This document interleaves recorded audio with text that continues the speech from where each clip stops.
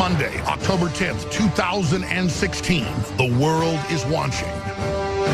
Trump has climbed back from the edge of destruction with a devastating victory.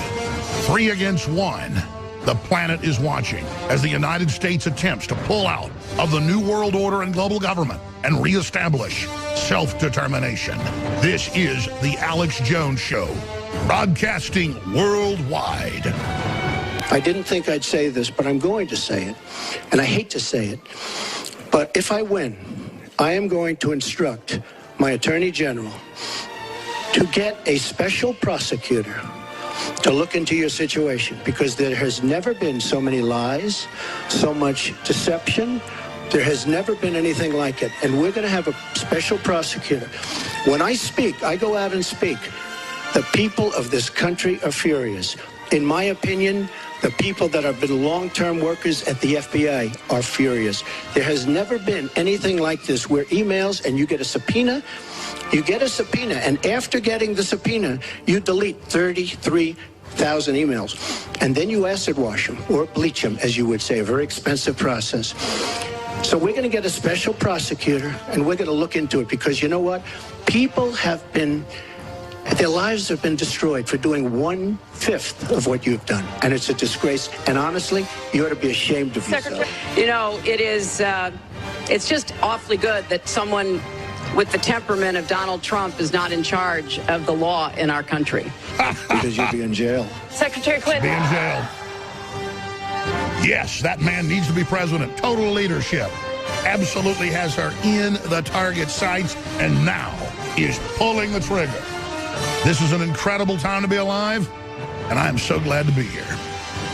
We're going to play tons of the debate. If he would have done this in the first one, he'd be 20 points ahead, not just 10 points ahead in the real polls. They know there's a landslide coming. They know Bill Clinton's sex crimes are coming out, the rape settlements. They're desperate. They are going to bring out incredible hoaxes. They're going to hire women to say Trump raped them. Never a history of this in 40-plus years. Longer than that. I mean, the guy's 70. So he's been above 20, for a long time. 50 years. Never. Women say he spoils the living daylights out of them. In the so-called dirty talk tape, he's trying to lavish the woman with gifts. In fact, that's what they say. Trump avalanches women with jewelry and everything else. And then if they're ever mean to him or treat him bad, he's gone like that. You treat Donald Trump bad, it's a well-known MO, he's gone. Gone. And I'm here to tell you, locker room talk, listen, once these criminals that sold us out to the communist Chinese and funded the radical jihadis and opened our borders and engaged in every crime you can imagine, like creating derivatives, getting rid of Glass-Steagall, starting all these illegal wars, putting more hardcore sanctions on than even Herbert Walker Bush did, and killing over 500,000 children. They admit that. That's the real crime here. And saying it's a good price to pay. Once they're in trouble for selling blood filled with AIDS and HIV, HIV that causes AIDS and hepatitis, I mean, the crimes go on and on. It makes the head spin. Once she ever got in trouble for that, then we can take Donald Trump to the woodshed for shooting his mouth off. I've talked to people that know Donald Trump very well, not just Roger Stone, but other folks in Hollywood and famous actors. And yes, I've talked to a very famous model. I'm just going to stop right there. And they said, if anyone knew how straight-laced Donald Trump was, it would make their head spin. That's him like a little kid trying to act cool. The guy is so straight-laced. He eats like a half-gallon ice cream every night. He's like a little kid. Okay, I mean, he's very smart, but it's just... I'm saying stuff Trump probably doesn't even want out there. The point is that he's Mr. Good Boy. Okay, and that's why he sounded like a 14-year-old. We'll be back. It's epic. Stay with us. Stop telling him to wear gloves. Stop telling him to sit there and take it. And I know he's been told that. And you saw Donald Trump last night. He tore the living hell out of Hillary. And he did it just right. That's why they tried to spin the whole thing and say he was looming behind her, standing by his chair, and then she would get in front, and then they would say, look, he's a bully. That's all over the news. This is how they take this huge victory and try to turn into he's this bully of women. When Hillary Clinton represented a known pedophile who raped and put a 12-year-old girl in a coma for 5 days, when Hillary Clinton has been caught on 2 tapes laughing about it, saying she knew he was guilty, when she pushes partial birth abortion of 8-month-old babies, when she pushes funding jihadis and stays in the same hotel room with a woman who's a jihadi, whose mother is the top pusher of genital mutilation. And she funds jihadis worldwide, murdering Christians by the hundreds of thousands. She is an architect of Syria, an architect of the fall apart in Iraq and the destabilization. That's their plan. An architect of Libya. The plan is deindustrialization, dehumanization, take secular countries, overthrow it, depopulate them, put jihadis in charge of them. See, I'm not, quote, Islamophobic of some people that are not radical, extreme, orthodox, Wahhabist. But I have to fight Islam now because it's run by Wahhabists. It's satanic. They chop up people and make prisoners eat them. They put 5-year-old girls in sex slavery, and we're being invaded by it. This weekend, when I was shooting a video up on an overlook on 360, over the famous 360 bridge, there were a bunch of guys, and I could tell they were from Saudi Arabia, and they were all about 6, 7 of them running around, jabbering in Arabic, going, "Look, Alex Jones," and they would kind of try to get the camera shot and cut into what I was doing. And at a certain point, I said, "Why don't you just get the hell out of the country?" I was there with Zimmerman. So just get the hell out of here if you don't like it. You don't think I don't know what you're doing? They all kind of backed off. It's like, yeah, I'm done playing games, okay? I'm done. Fill your hand.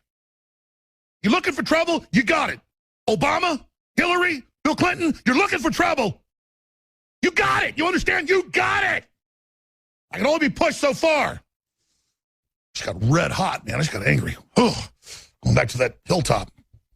Because it went on for like 20 minutes, them trying to interfere with the shot.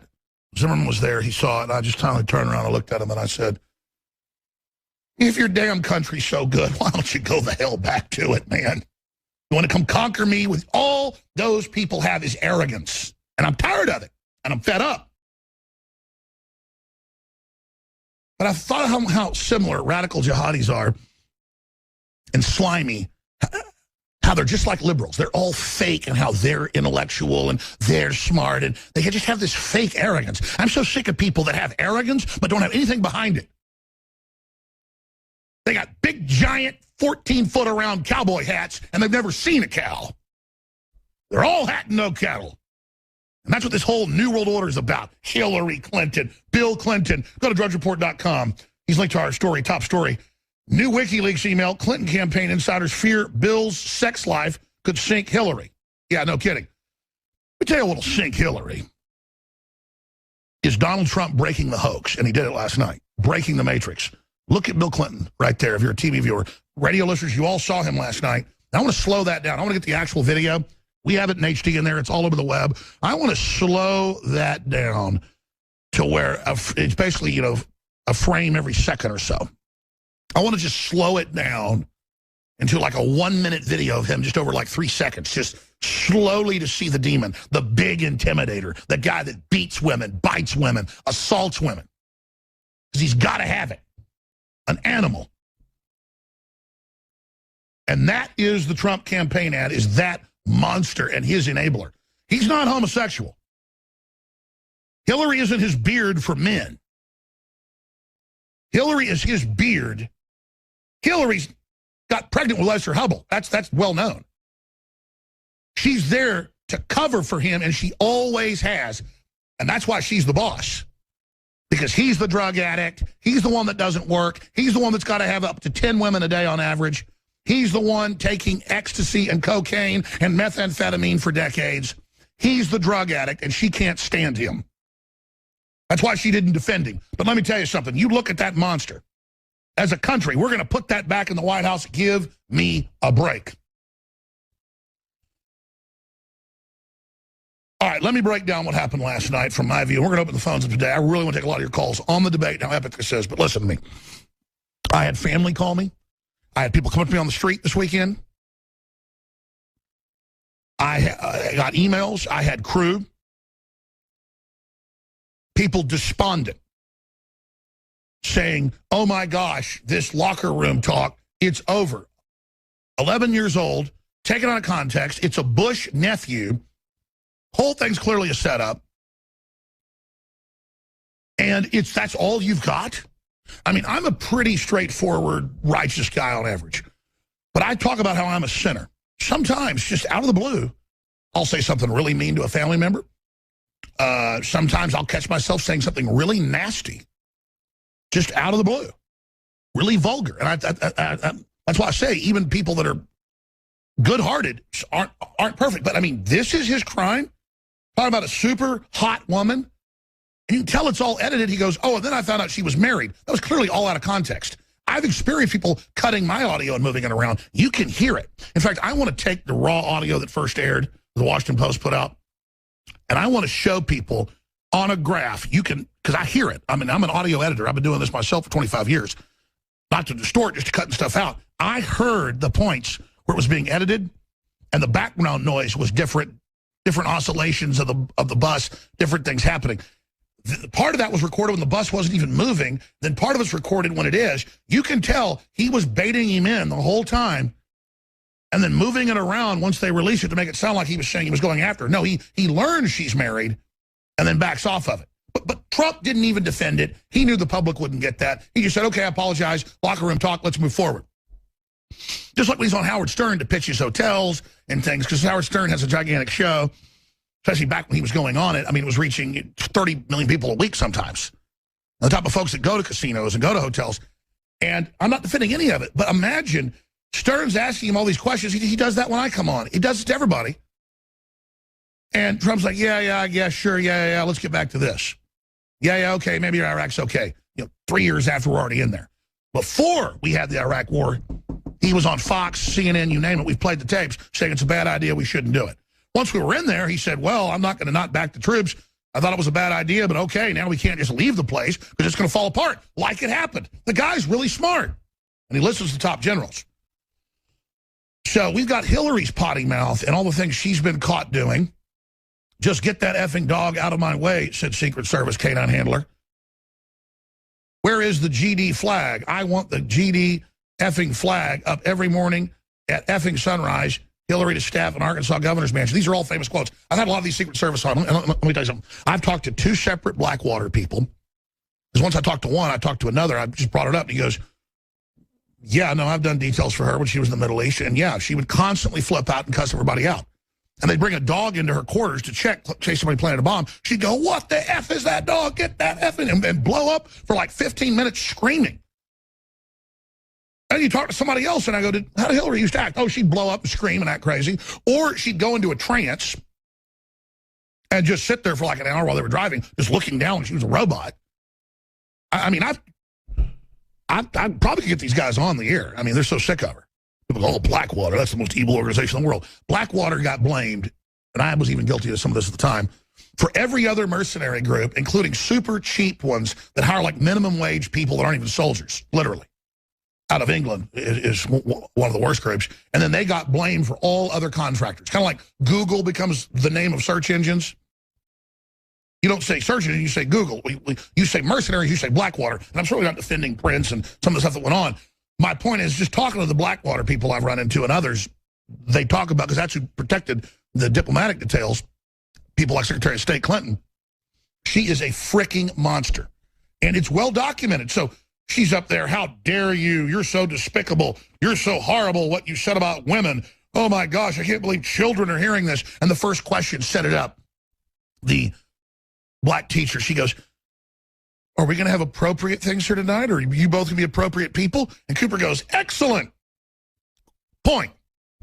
What about your uncouthness? What about your badness to set it all up for Hillary? And notice Stone, it happens from a top Democrat, said, when Hillary moves over, acting like she's going to shake hands, when Trump extends it, they're not going to shake hands. And notice Hillary walks up to Trump. He doesn't extend his hand, so she doesn't go there, because it's like that high school joke or that junior high joke or middle school joke where you extend your hand and then comb your hair with it and don't shake the person's hand as an act of disrespect. So Trump kept his hand back. She didn't extend hers. She came over. We need to get that video. It's at the very start. She came over wanting him to do it, but it didn't happen because it was a setup. So they went to plan 2. First, he was going to ask Hillary, why didn't you shake his hand? Well, because of what he did to women. I'm a great woman and my daughter, blah, blah, blah. We're going to skip this break. Sorry, I forgot to tell you. So much is happening. So much is going on. So much is unfolding. This is a beautiful, beautiful, beautiful time to be alive. They are going to pull out all the stops against Trump. But I want to caution everybody. We go up in emotion, we go down in emotion. I go back to everybody so freaked out earlier in the week. It's the most important thing I'm going to say today. Out of a whole field of things we're going to cover, and the clips we're going to play, and the calls we're going to take. That you have to, and I don't mean my audience, but the general public, libertarians, conservatives, patriots, you have to remember when the mainstream media says all the Republicans are leaving Trump, Trump's collapsing, Trump's going to resign, Trump's going to give in, it's the end of Trump. They're running a giant perception hoax. Now, I know you know that, but people still, who are weak-minded, buy into it. You've got to explain to them, are you your own person, or do you just go with which way you think the wind's blowing? Because the mainstream media doesn't control which way the wind blows unless you buy into the fraud. And look at it. Look at it.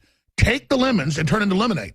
The guy made some immature, kind of goofy, waspish, stuff. We all know, probably half the guys we talk to, when you're hanging out, say similar stuff, and it's just kind of goofy. I just kind of ignore it and move on. I mean, I don't really tell people how I eat steaks. I just eat steaks, you know what I mean? So I don't really get into the whole how sausage is made or whatever. But a lot of guys do, and they tell stories. It's like sea stories or fish stories. It's hunting,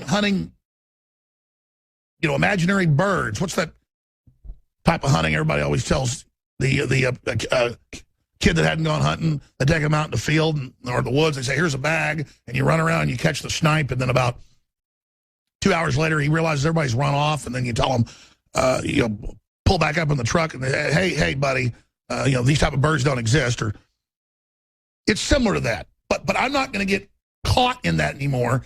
All I'm saying is Hillary's an international war criminal involved in every crime, money laundering, funding jihadis, representing child molesters, protecting Bill Clinton's rape and abuse. It goes on and on. He is like a character out of a science fiction horror movie who's some grave digger or grave robber. He's like the big evil guy that, grabs the kids out of the car that are kissing in the back seat in a horror movie and drags them off to, chop them up inside some underground morgue. I mean, I would cast him as a top killer, ghoul, or somebody that aliens taken over. I mean, look at him. He is the most ghoulish, evil-looking person I've probably ever seen, except for Tim Kaine, who looks like a child molester. I'm not saying he's a child molester, but if I was going to cast someone in Hollywood as a creepy guy that goes around and tries to pick kids up, with a creeper Astro van, white creeper van, that says free candy and puppies. That's who I would pick. I mean, these are manifestly creepy people. And then you look at Bill Clinton. He's got the whole background. He's got the whole MO. He's got it all. He's got it in spades, flying around on the Lolita Express, 20-plus trips. I kept saying 16. It's 20-plus trips, round trips to the pedophile island, flying out on the pedophile plane to the Middle East to meet with a top sheik who's in the news as reportedly having harems of boys and girls. I mean, it's well known in some of those Muslim countries, folks, that you're a good-looking woman and you land and you walk out of the mall, you're grabbed, you're thrown in the back of a car because the sultan, some random sultan, there's hundreds of them per country, sometimes thousands of princes, like in Saudi Arabia, you're gone. And you don't ever get seen again. And listen, maybe your family has some money and finds out what's going on and tries to go to the U.S. Embassy. They say, listen, your daughter's gone. She's in a slave pit, okay? That's who Hillary gets hundreds of millions of dollars from. That's who these people are. And so, as I told you, there's a dossier out, and it's going to be coming out today in the next few days, where they have Jane Does, unannounced people, and witnesses that are called Jane Does and Tiffany Does, claiming 22 years ago, Trump, who barely even knew Epstein, raped a teenager. All of it Jane Doe, Tiffany Doe, this Doe, that Doe. The person that delivered the teenager is the witness in secret, given immunity, and it's a judge appointed by Obama in 2011 in the district Hillary Clinton was a U.S. senator. I mean, this is unbelievable. So listen, Trump did the right thing. He came out of the gates. He tore her apart.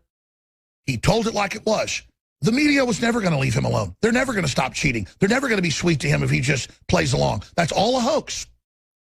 And any advisors telling Trump that are wrong. Trump, you exploded in the polls. Frank Luntz and others said he's not seen, basically in his modern political career, someone's numbers spike with focus groups like they did. You went straight up like a Saturn rocket, okay? Because everyone hates Hillary. The Democrats hate Hillary. They're all scared of her. They're tired of her. They know how creepy she is. They know how evil she is. They know she's falling down every 20, 30 minutes. And look at the email on drudgereport.com. Very top story. New WikiLeaks email, Clinton campaign insiders fear Bill Clinton's sex life could sink Hillary. They should shut the hell up about this, Podesta told them. That's in the new WikiLeaks email dump released today. It reveals that some Hillary campaign insiders are petrified that Bill Clinton's sordid sexual past could severely damage Hillary's chances. Yes, that's why they've cooked it all up to throw it on Trump. Oh, this woman was so beautiful. I wanted to take her and buy her furniture. I wanted to date her. Oh, my gosh, she's so beautiful. Oh, that's horrible. Meanwhile, yes, I'm going to meet with the Sultan on the pedophile plate, to get $2 million. Oh, yes. Oh, yes. Oh, Hillary represents pedophiles. It's all, these are like demons. And then she's giggling and snickering about it. The revelation is a particular note because it dovetails with Donald Trump holding a press conference yesterday before the debate with 3 of Bill Clinton's sexual abuse victims. And others he jumped on. The email, which is marked confidential, was sent to the Clinton campaign chairman John Podesta by prominent left-wing journalist Brent Bodowski. It includes details of his exchange with someone in the media who told him that there are people close to Clintons who say William Jefferson Clinton's sex life could be damaging to her. Folks, he jumps on women in front of Democrats in ballrooms. He's a total maniac. Total maniac. He makes Casanova or Charlie Sheen or the famous guy that played Don Juan. No, who's the famous guy that played who was the biggest womanizer ever, they said, back in the 30s and 40s in Hollywood. No, Errol Flynn. Those are women that wanted it, though, because, it's Errol Flynn.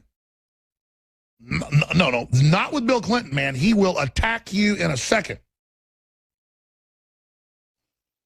So it goes on from there. Then he's told to basically shut up about it and not talk about it. So here they are scrabbling around trying to cover it up. They're like, just shut up about it. Just don't talk about it. So Bill Clinton's on a big power trip. I love the new Ben Garrison cartoon. It's on the bottom right-hand corner of Infowars.com. The debate souvenir is Hillary Clinton 2017 for prison. And don't you love how the meme that you, the listeners, created? Sure, we created the first image. We put the idea out. We promulgated Hillary for prison 2016. But now as the year gets long in the tooth, just 3 months left, a little less than 3 months, you pushed lock her up. You pushed put her in prison. You pushed she was a criminal, because she is. And the shoe fits. And now it's out there. And all she can do now is, with Homeland Security, steal the election. If we don't buy the media hoax that he's dropping out, we've seen the last year 3 times where they all say he's dropping out, there's an intervention, it's over, the whole party turned against him, and then the who's who of Republican neocons who all need to be unelected, who were against him before and said you couldn't vote for him and said they'd ignore you at the convention in Cleveland. All of that got ignored. You figured it out, not once, but twice. Now, the 3rd time, they come out with 28 days out, and they're telling you it's all over because he had some racy talk. Oh, my gosh. And he went on Howard Stern when he knew he was on there and had racy talk. Yes, he's never hidden that he sometimes has racy talk when talking to other guys. I don't want to say it's a cliche of New Yorkers, but you hear a lot of it down here in Texas. You hear some of it in California. You hear some, but I mean, the kind of the deep South, you don't hear a lot of talk like that. Men don't generally do that. I'm not knocking New Yorkers. I love them. But I'll be in New York at a press deal or whatever at dinner, and people are like, look at her, boy, I'd like to get a piece of that. I'd do anything for her. I mean, that's kind of what goes on. It's kind of funny. Big deal. So, defending pedophiles you know are guilty, hanging out with sultans that are reportedly pedophiles, flying around on pedophile planes, settling rape cases. Oh, that's no big deal. On and on and on, selling us out to jihadis that are running around murdering women in mass. I'm going to play a bunch of clips, go through it all, and chart the path to victory straight ahead, ladies and gentlemen. But don't let the media hoax you. Don't let them mind control you. Donald Trump was channeling the info war last night. Obviously, we had the right side feed for everybody that didn't want to hear my commentary overlying Hillary, but they were 3 against 1. So I said, listen, it's 2 against 3. The cavalry's here on that broadcast. Some people wanted to hear me screaming over them. One thing we should do is fade her down a little bit when I am talking over her, because it is kind of grating. That's not the crew's fault. I should have directed them to do that. But I want to just say something before I get into all the big news here in these clips. The crew, when they were hosting, and then when they were hosting after I left at 10 o'clock or so, they did another hour and a half, was the best radio/TV I've ever seen on politics. I mean, you've got all these other pundits following talking points from the parties and groups and media combines, many of them getting direct emails from Hillary on what to say, what to do. Comedians, movie stars, anchors, it's all come out in WikiLeaks. So good job, WikiLeaks, starting to put some good meat out. I was wrong to go off half-cocked. I'm not in the position Assange is in. I get it. I want to win. I'm tired of these people. He's a smart guy. I genuinely apologize. But he did. I mean, I have the excuse. I am sorry. But I have the excuse that you kept saying it was coming out. You kept saying it would get her indicted. And then you implied it was going to be that day. So I'm up at 4 in the morning. And I'm watching, these boring WikiLeaks reporters. I'm sorry. I got angry. But you have redeemed yourself. Thank you, WikiLeaks. More information. We need more. This woman's dangerous. She wants to launch war with Russia. She said she wants to. These people are out of control. And that's why I'm getting such high-level leaks. Because Democrats close to Hillary now realize she's mentally ill. She's vicious. She's hateful. She's getting worse. And they are just telling me there's a feeling of doom. A feeling of being in Hitler's bunker was one quote. And we don't know what to do because this is our job. It's everybody we know. It's like we're in the mafia. And there's just a feeling of doom. And I feel it too, just watching it. I mean, that's why I can't sleep with 28 days out. But the crew did an absolutely amazing job. And Trump hit her with everything. I mean, I've said in videos I posted Saturday, I said, he's got to come out and say, how dare you? You're despicable covering up for the rape of a 12-year-old that you represented in bills settling sexual assault cases. How dare you say my locker room talk, word for word, my locker room talk is a big deal when you've done all these horrible things. And Trump came out and did exactly that. And not because he got it from me, but because he gets it and he understands. And I'm not going to sit there on Friday when everybody's panicking, abandon ship, we're all dead, it's over. Oh, my God, the mainstream media said it's over. His wife's going to leave him. Pence is going to leave him. It's over. Ladies and gentlemen, they've discovered secret Howard Stern tapes. Oh, we've got him now. It's live on the radio. Stuff he said 15 years ago, 20 years ago. When you go on Stern, it's a giant audience. People say, why'd you go on that potty mouth show? Because I'm not saying I'm Christ, but, Christ went into where the prostitutes were, the money changers, the tax collectors, because he wasn't trying to get the Pharisees. He was trying to get the general public. I've gone on Stern and his sub-networks many times because we get big listeners from it. All the time I see people on the street, I never knew about any of this until I heard you on Stern. I heard you on Stern. I woke up. I woke my friends up. It changed my whole life. I got off Prozac, blah, blah, blah. I've probably had 500 people come up to me and say they learned about the show from Howard Stern. Probably more. It's like almost every time I go out in public, somebody comes over about Howard Stern. It's a big show. He goes on there and you have to sit there where Stern goes, so when'd you first have sex? So when'd you do this? So when'd you do that? I'm a real person. I'm not hiding. I'm like 12 years old. Oh, you felt you were abused? No, she was 16. I loved it. And it's not because I'm a potty mouth. That's the tell-all show. Sure, I'll go on there. But I said after 5 minutes of that, I said, now let's move on to fluoride in the water. Let's move on to how the fish are becoming sterile, while the sperm's becoming sterile. He's laughing the whole time. But I'm waking people up, millions of them.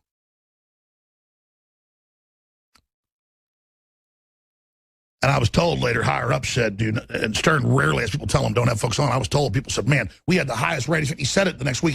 He said, we had the highest listenership and the highest positive response to Alex of any guest we've ever had, 86% positive.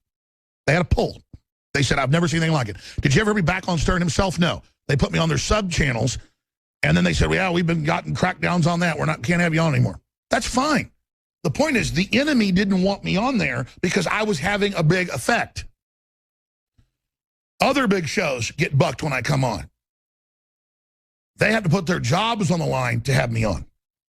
George Norrie's done that. He's got a lot of courage. And when I'm on there, executives are watching, looking for one mistake to burn him. There's some good people there, too, but there's a takeover in the media. There's a takeover in talk radio happening. There's a takeover at Fox. I told you, I know all the inside baseball. I can't say a lot of it here on air. I know the Savage stuff. I know the Clear Channel stuff. I know the Cumulus stuff. Basically, I know it all, okay? And it's bad, okay? We run our own operation here. That's what they cannot stand.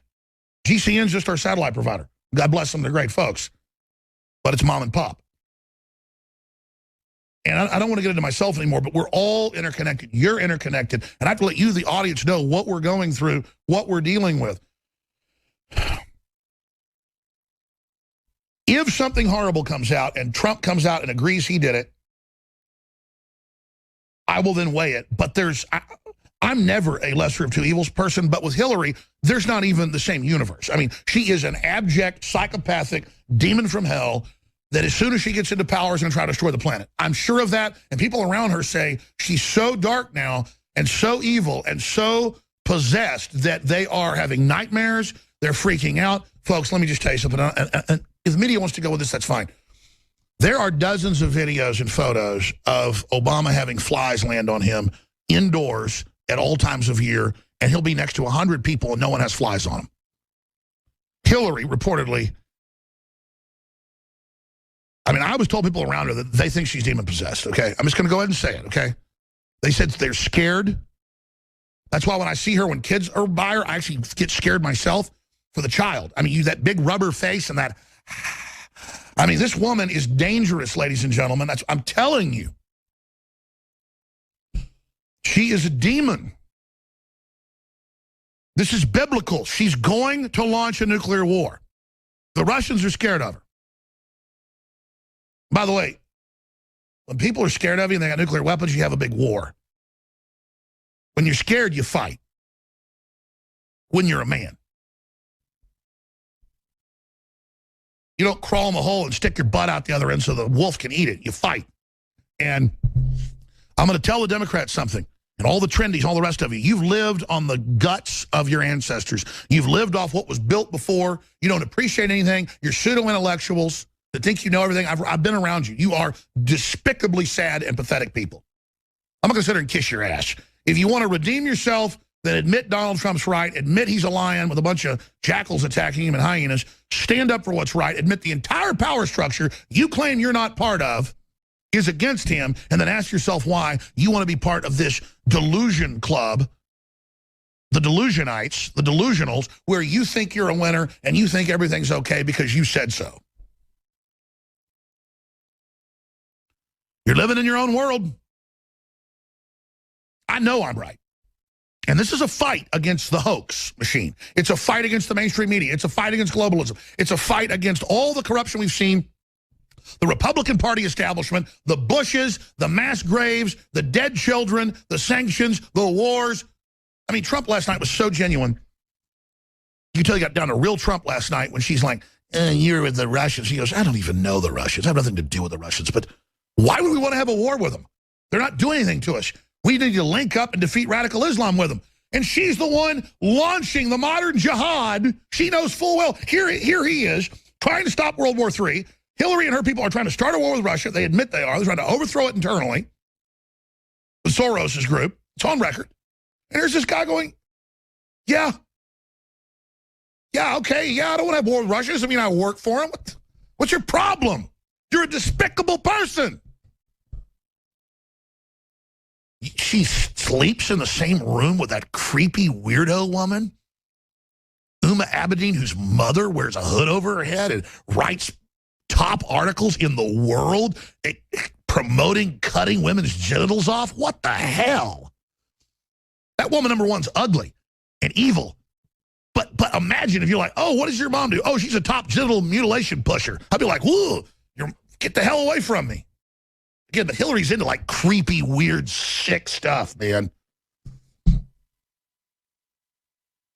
Just disgusting with flies all over her, big, fat, stinking dick. Imagine how bad she smells, man. I'm told her and Obama just stink. You can't wash that evil off, man. Told there's a rotten smell around Hillary. I'm not kidding. People say, that, folks, I've been told this by high-up folks. They say, listen, Obama and Hillary both smell like sulfur. I never said this because the media go crazy with it, but I've talked to people that are in protective details. I mean, they're scared of her. And they say, listen, she's a frickin' demon and she stinks, and so does Obama. And I go, like what? Sulfur. They smell like hell. I mean, I hate to go down this road, folks, but I'm telling you, we're dealing with demons here. All right? Look at what they do. They go out of their way to do evil things. They keep babies alive and sell their body parts. They involve themselves in every form of wickedness you can imagine. And it's not like flies are landing on them a few times. I mean, if I'm out in the woods doing coverage, sometimes a fly will land. We're talking about in the middle of events, in the middle of the White House, in the middle of luncheons in Germany. No one else has flies on them, and there's just flies landing all over them. Okay, I'm going to stop there. I'm going to get to these clips because these are epic clips. I need to get to them. There is so much unfolding. We're going to get a whole bunch of clips here in just a moment, but we do have Trump on Russia right now, so let's start with some of the clips. Since I mentioned that one, let's just start there. I don't know, Putin. I think it would be great if we got along with Russia because we could fight ISIS together as an example, but I don't know, Putin. But I notice anytime anything wrong happens, they like to say, the Russians, she doesn't know if it's the Russians doing the hacking. Maybe there is no hacking, but they always blame Russia. And the reason they blame Russia is because they think they're trying to tarnish me with Russia. I know nothing about Russia. I know about Russia, but I know nothing about the inner workings of Russia. I don't deal there. I have no businesses there. I have no loans from Russia. I don't know, Putin. I think it would be great if we got along with Russia. There you go. Russia has 2.5 military bases. By that, they have one place they're able to fuel with ships, but it's not a base. So I see 2.5, because you can argue 3 or 2. I went and looked into it. There's 2.5. The U.S. has 200-plus permanent bases, several hundred other sub-bases, and over 700, they still call them coaling stations, but it's where they get fuel and supply. We're over 1,000 bases at that point. Russia is not expansionist. Sorry. You know who is? China. Because they've been given the deal worldwide on basically all economic activity.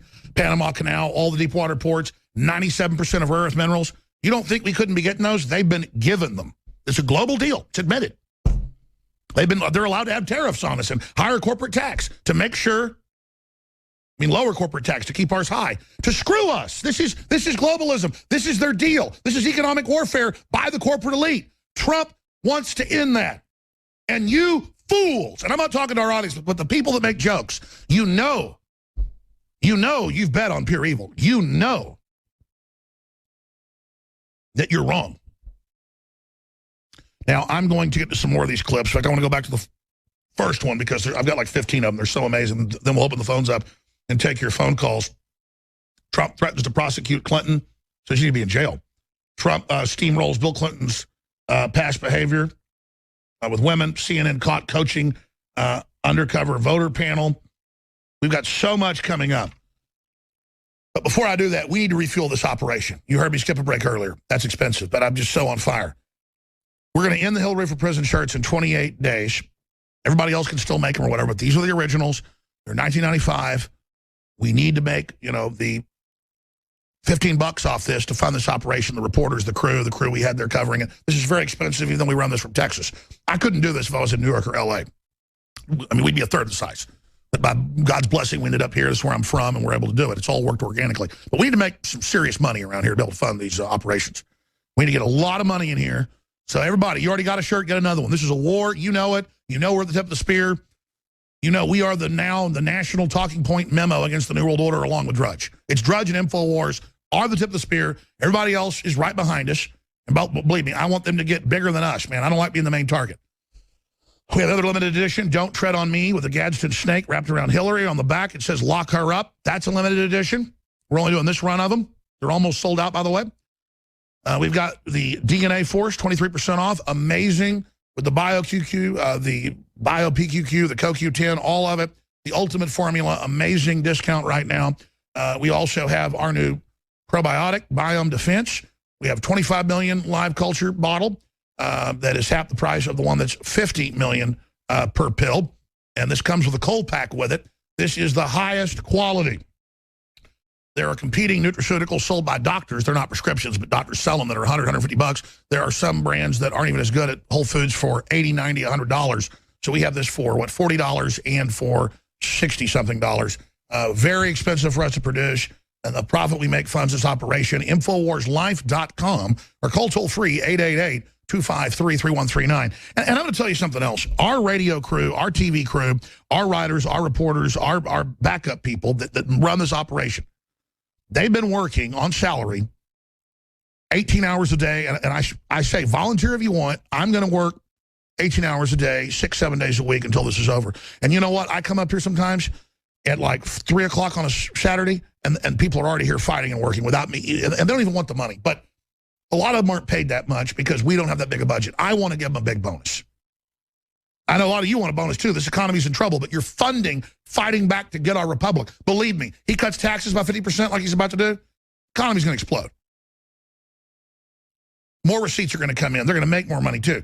He does some simple things. Boom time's coming. Boom time. We need to get the ball across the goal line. InfoWarsLife.com, InfoWarsStore.com, or call toll-free 888-253-3139. We have BioTrue Selenium. I was getting really tired of being on air 5 hours last night. I didn't pop a Brain Force. They work great, but it keeps me up at night. I popped a BioTrue Selenium, and an hour later was just incredible energy. Selenium is electrochemical. It's one of the key things in the body. You die without it. It's one of the biggest game changers out there. We have the purest form from mustard seed, totally organic, over the top. It will knock you into the next level. I mean, it's incredible. Get that to InfoWarsLife.com. We'll be back. We're back. You know, I had a former national delegate of the Democrats on who in 96 was at the DNC in Illinois and Chicago. He was the fellow that took over the Tim Kaine event and did the best job screaming Bill Clinton's a rapist and wearing the shirt. And he described Hillary on the internal video screens to the people screaming F you and go to hell and all this stuff. I mean, she does this reportedly constantly. She's totally psychotic. I was just told something by the IT folks. We have a new upgraded digital phone system. It tells us how many calls we get and how many busy signals. And obviously, it's folks trying back over and over again. 23,000 calls last night when we opened the phones up at like 10 o'clock at night Central. CJ, tell us about this. So basically, the new system is able to answer calls, and instead of giving somebody a busy tone and putting them on hold, they get a busy tone automatically and don't clog up our phone system. So although we were only able to take a couple dozen calls, we got 23,000. I think it was roughly 14,000 an hour. And by the way, they were the best callers I ever heard. Daytime callers had to be half asleep or, you know, a lot of times out of work or, you know, well, taking the day off. And have nights off. Yeah, or they're for us drinking beer or whatever. Night. But and we have some great callers during the day, but we always get better ones at night.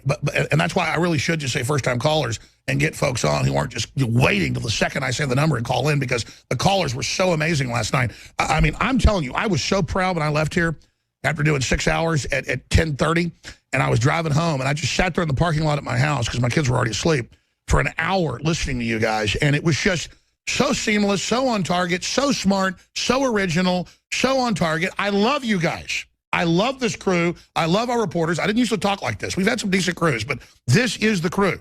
I love you. You understand that? Yes, we can feel the love. Oh, man, I tell you, this is awesome. I mean, we're making history. We're doing the right thing. I'm so blessed that God put me in this position and that I'm not evil like the Clintons. I feel sorry for them, folks. They are so evil. It is such an honor to be fighting these people. I am so blessed. I just, it's amazing to me. It really is amazing that we've come this far. God's promise is so incredible. And I'm so thankful for all of you. Donald Trump has a good heart. It's so evident when he could just say he hates Russia and they'd put him in office. But he's like, I don't want to attack people that didn't do stuff to us. Russia does one thing, he'll go after them. The globalists are starting wars. They're evil. They're putting radical Islamics in to kill Christians and others. They're bad people. They're demonic. The devil in the Bible is known as the Lord of the Flies. Okay, I've got all these clips, and I just have been so excited this hour. I haven't got to a lot of them. Let's end this hour with the way I started it, and then we're going to come back and play clip after clip, give the phone number out, take your phone calls. But this was an epic moment, and folks, they're going to show up with women on TV, and it'll be so obvious they'll even work for the Clintons or something. It's like this judge, you know, put in by Obama, openly supported by the Clintons in Clinton's district in New York, and then now he's letting people with Jane Doe's say that one lady, that he raped her 22 years ago. I mean, it's going to get worse than that, folks. It's going to get worse than that because these are evil people and they have to accuse him of what they've done.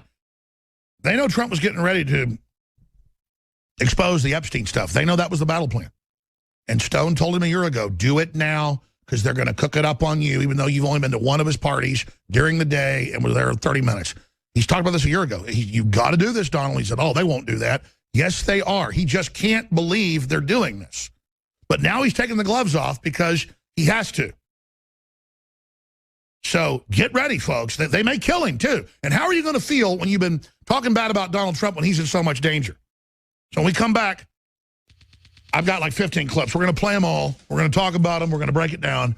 But now is the time to pray for Donald Trump. Now is the time to donate. Now is the time to spread the word. But more important than donating, talk to your friends and family. If you're in one of these 10 battleground states, Pennsylvania, Ohio, Florida, Colorado, places like that, because they're not going to try to steal them in states where it's obvious, but they're going to engage in election fraud. And we have to let everybody know Donald Trump's going to win by a landslide.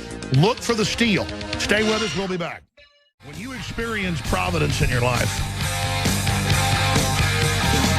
when you have a dream that really upsets you as a waking dream, those special dreams, and then a month later, what you saw in the dream happens exactly as you were in the dream. You know there's a lot going on in this universe, don't you? You've all had those type of events. But I look at my life and all the things that happened to me, the good, the bad, the ugly, and it was all building. What I've done for 20-plus years on the air, all of it building towards the time we're in. All the skills, all the background, all of it clicking right when it was needed in God's plan. It's so humbling to be associated with all you, the listeners, and to be in this fight. It brings tears of joy to my eyes. And I'm somebody that didn't even used to cry at my grandparents' funerals. And now the energy level is so high. It's amazing.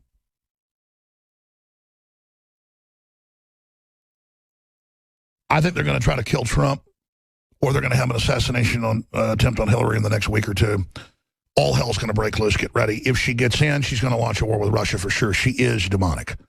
And everybody can feel it, including Democrats that are around her. And if anybody's got self-preservation instincts in them, if you've got any spirit left in you, folks, you've got to know Hillary Clinton and the Bush-Clinton crime machine must be stopped.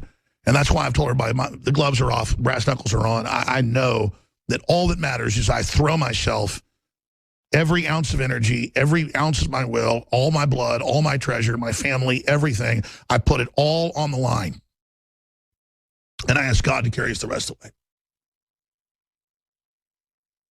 Everything I am, everything I'll ever be. We have to set our wills against these people. That's what God wants you to do, is to set your will against them and never surrender, never give up, never back down.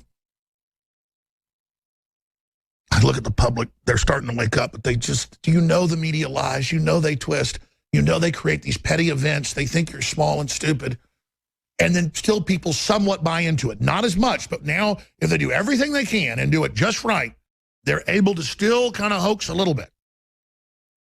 And then Trump, only when he's desperate, does the right thing and goes into the fray. We have to go like one of the most famous samurais. I quote this all the time. You pull it up, The Way of the Samurai's Desperateness. Print me off that, please. And The Arena. I want to read those. I should hang them on the wall. And it doesn't mean desperate like you're afraid. A coward thinks desperateness is like hiding and pissing on yourself. Desperateness is just completely turning loose. And that might mean total precision. That might mean out of control berserking. It just means getting in your center and just saying, I'm not thinking about it, I'm doing it. I'm not thinking about, I'm going to kick your ass, I'm going to beat your brains out. It's happening now.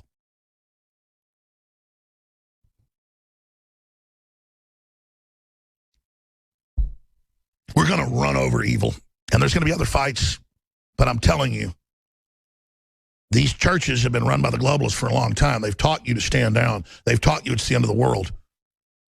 It might be. The point is, God's not going to recognize you if you don't stand up against evil now and hide out in these demonic churches. I can't go in these big churches. I'm a sensitive person. And I got the willies everybody does in the Roman Colosseum. I got the willies in the Vatican. I get worse willies in these big mainline churches than I got in the Colosseum at Rome.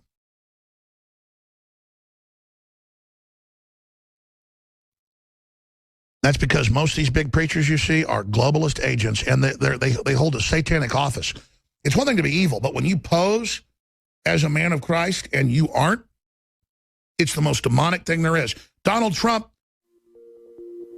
never claims to be perfect, never claims. Are you Christian? He's like, yes, I like God. But it's private with him. And then he's ashamed of things he does, so he doesn't want to say it. I see all of it. Compared to people that talk about how good they are all day and they're screwing kids at night. Let me tell you, a lot of these big preachers in your town, they're raping kids at night and they're in satanic covens. You need to know that. These big mega churches are Satan, are devil-worshipping pits. We'll be back. All right, I'm going to discipline myself now and get to all these clips, then your phone calls. Steve Pieczenik wants to pop in. He always has important things to say. I don't know his view on the debate last night. I'll suspect he's going to say devastating victory and what we should see constantly from Trump. Trump was misadvised, and I'm not going to attack people that advised him. I know who did it. Through back channels that Hillary wasn't going to attack him and play nice. And because he wanted to honor members of his family, Trump was nice in the first debate, and it was a giant miscalculation. Gloves are off. Brass knuckles are on. He knows he's been betrayed. He knows they're coming for him. He tried to not go in the gutter. He is going to absolutely battle axe them now, and we have to too. That's why we started the Hillary for President, Lock Her Up movement. It's why we're doing the whole rape movement and why people have them under siege. There were Bill Clinton is a rapist, wanted Bill Clinton rapist signs all over the event. I'm going to have a bunch of PDFs made by my crew and put it on a Bill Clinton rape page on InfoWars. You can download our PDFs we're making using the epic, iconic image of him threateningly looking at the rape victims sitting to him, near him in the audience. There's one thing to have him with the image Stone made, which is fine, Bill Clinton smiling. No, we're going to have him when he has his rapist, eyes bulging out. In fact, can we put him big behind me? From Drudge Report and InfoWars. Can we blow this up and put it behind me? Because that's what I want. That's the iconic image. That's what he did. We're slowing it down right now. We have some other angles, too, of him and Hillary freaking out during it and Hillary's response. We're going to put them side by side. This image tells 10 million words.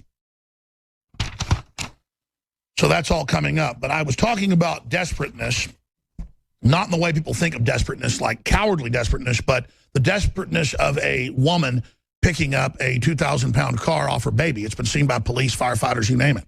It's been documented. It's been caught on tape. We all have a governor. We suppress it. In times like these, get rid of the governor. Control yourself, but focus those tidal energies God gave you. Lord Khashoggi said The way of the samurai is desperateness. 10 men or more cannot kill such a man. Common sense will not accomplish great things. Simply becoming insane and desperate is the way of the samurai. If one uses discrimination, he will fall behind. One needs neither loyalty nor devotion, but simply to become desperate in the way. Loyalty and devotion are of themselves within desperation. I'm a loyal person. I'm a real person. I'm desperate. The enemy knows it. Why she calls me dark art, because I'm the opposite. I'm so loving, she knows I have no fear of her. Because I am loving. I am good. And I know evil when I see it. And I know Hillary is desperate and afraid in her own way. But she's so into herself, her desperateness doesn't give her power. Desperateness to yourself is weakness. Desperateness to defend the weak is chivalry. But you don't know that, do you? You claim you have the moral high ground all day and you love everyone so much when you're horrible pig people that steal furniture and plates from the White House and who think you're God. You're not. You're not humble. And the devil's sticking a big fat apple in your mouth right now and firing up that furnace. And when God gives the word, you're going to get slid right in there, face first. So enjoy. It's your party. You set it up. It's your tree. You're sitting in it. Enjoy. Eternity's big, and it's endless. And it's filled with people like you who want to be together. That's all hell is people like you want to be together. Okay. Let's go ahead and start with the clips. Let's begin at the beginning. Trump threatens to prosecute Clinton. At the end says you need to be in jail. This is beyond historical because it's so true. It's devastating. It's what everybody already knows. And he's just signaling the truth for everyone. And they can't stop the signal. It's amazing. Here it is. I didn't think I'd say this, but I'm going to say it. And I hate to say it. But if I win, I am going to instruct my Attorney General to get a special prosecutor to look into your situation, because there has never been so many lies, so much deception. There has never been anything like it. And we're going to have a special prosecutor. When I speak, I go out and speak. The people of this country are furious. In my opinion, the people that have been long-term workers at the FBI are furious. There has never been anything like this where emails and you get a subpoena. You get a subpoena, and after getting the subpoena, you delete 33,000 emails. Break them with hammers. And then you acid wash them, or bleach them, as you would say, a very expensive process. So we're going to get a special prosecutor, and we're going to look into it, because you know what? People have been, their lives have been destroyed for doing 1/5 of what you've done, and it's a disgrace. And honestly, you ought to be ashamed of yourself. You know, it is, it's just awfully good that someone with the temperament of Donald Trump is not in charge of the law in our country. Yeah, oh, you need to be in charge because you've got such a great temperament. Now we have Trump getting into Bill Clinton's past behavior when Hillary has the nerve to bring up to him that he had some locker room talk. That's obviously highly edited as well. This is incredible. So we'll play that clip.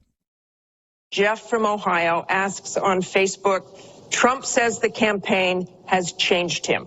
When did that happen? So, Mr. Trump, let me add to that. When you walked off that bus at age 59, were you a different man, or did that behavior continue until just recently? And you have 2 minutes for this. As I told you, that was locker room talk. I'm not proud of it. I am a person who has great respect for people, for my family, for the people of this country, and certainly I'm not proud of it.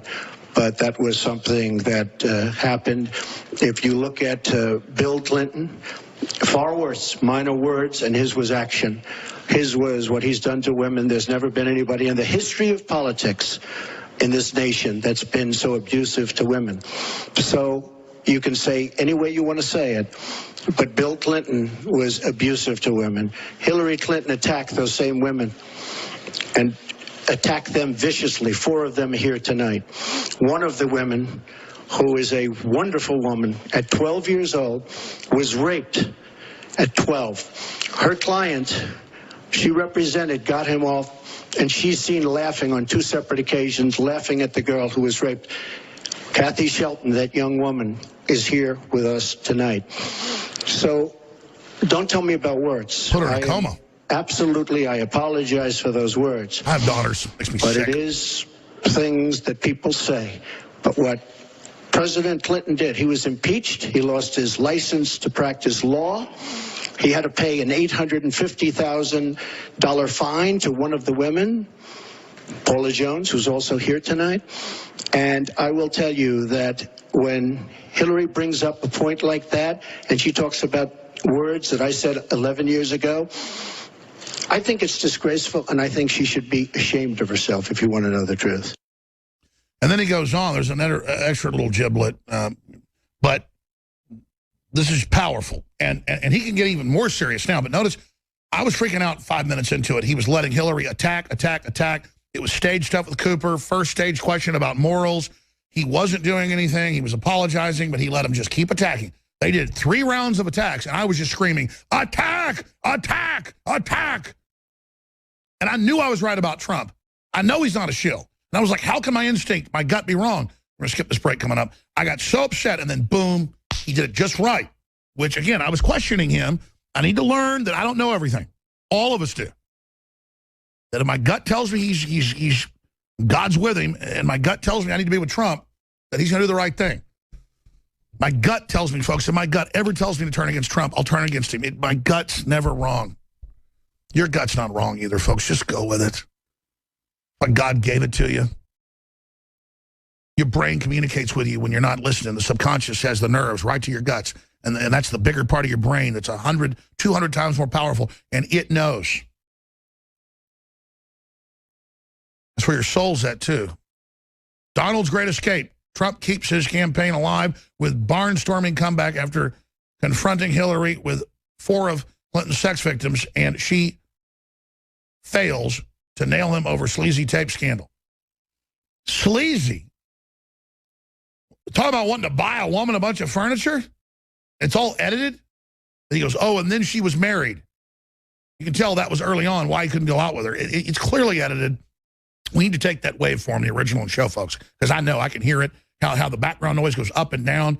See, if you're in a bus and it's not edited, it's just going to be one continual deal. But I'm not going to get obsessed with that. There's just so much happening right now. This is so huge. Let's go to another clip here.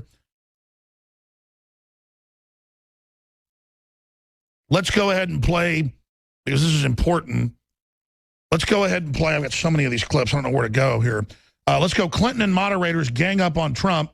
He calls them out. And then we have a Trump campaign video they put out pointing this out. But let's go ahead and play Clinton and the moderators.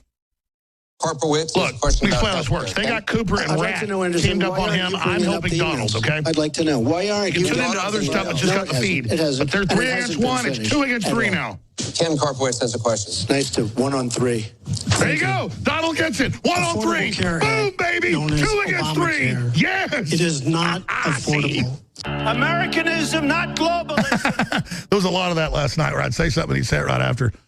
Talk about sinks. I mean, obviously he didn't talk to me. This isn't, I mean, his responses last night are all his. They had nothing to do with me. Anyways, let's go ahead and go to the next clip here. This is what the campaign put out, showing how they were all ganging up on him to prove this. Here it is. Ambassador Stevens. The question is that the discipline of a good leader? Said a lot of things. I mean, I think we should We be can, allowed no, to maybe Mr. Trump, we're going to go on. This is about the audience. Disaster as a senator. Mr. Trump, A we're disaster. going to move on. Oh, please, You go didn't to- delete him? Allow her to respond, please. Personally, what do you think And will she happen if Aleppo falls? I think Aleppo is a disaster, humanitarian. What do you think will happen if it falls? How stupid is our country? There are sometimes reasons the military does that.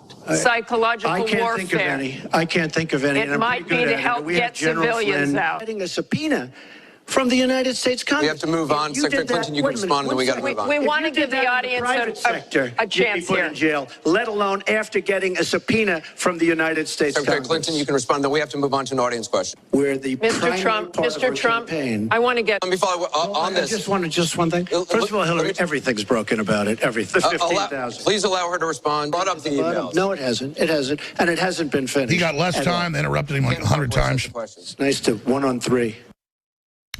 There you go. And so, with our feed, I'm going to sit here and just point out she's a liar. She's like, I don't avoid taxes. She's got all these secret bank accounts. Warren Buffett is the biggest beneficiary. His company got $438 million. That's the McClatchy headline. And that was years ago. It's more now. He personally got $20 billion that he then puts in a tax-exempt fund and then takes the money back out.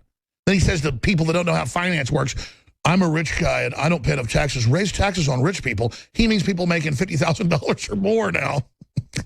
Oh, yeah, Hillary wants to raise it on middle-class folks and blue-collar people. I see people not be able to pay for gas, buy their kids food and tennis shoes. It pisses me off. I want prosperity. These people admit they want to make you poor. That's their plan. That's why I hate them.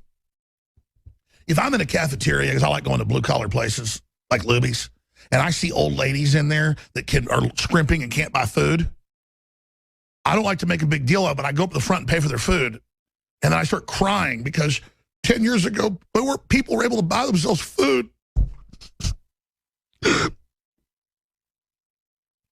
God, these people are so evil.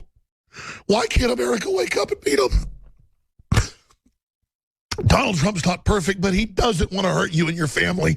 Hillary and Obama want to make you poor and pathetic. We have all their white papers. They hate you. They hate prosperity. They hate God. They hate children, and goddamn them to hell. We're going to find the lever to beat these people, and they're going to be beaten. Excuse me. I just get so emotional. Look at her shark face. Have to look at her with that demon face. That's a frickin' demon. We're going to have President Linda Blair, people, and I'm not going to go along with it.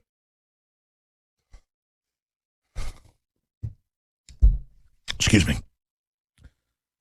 Let's go to a clip of David Knight breaking down the Honest Abe. You can say what you want about Abraham Lincoln. He was neurotic about owning nothing. He was into all sorts of weird stuff and never lying.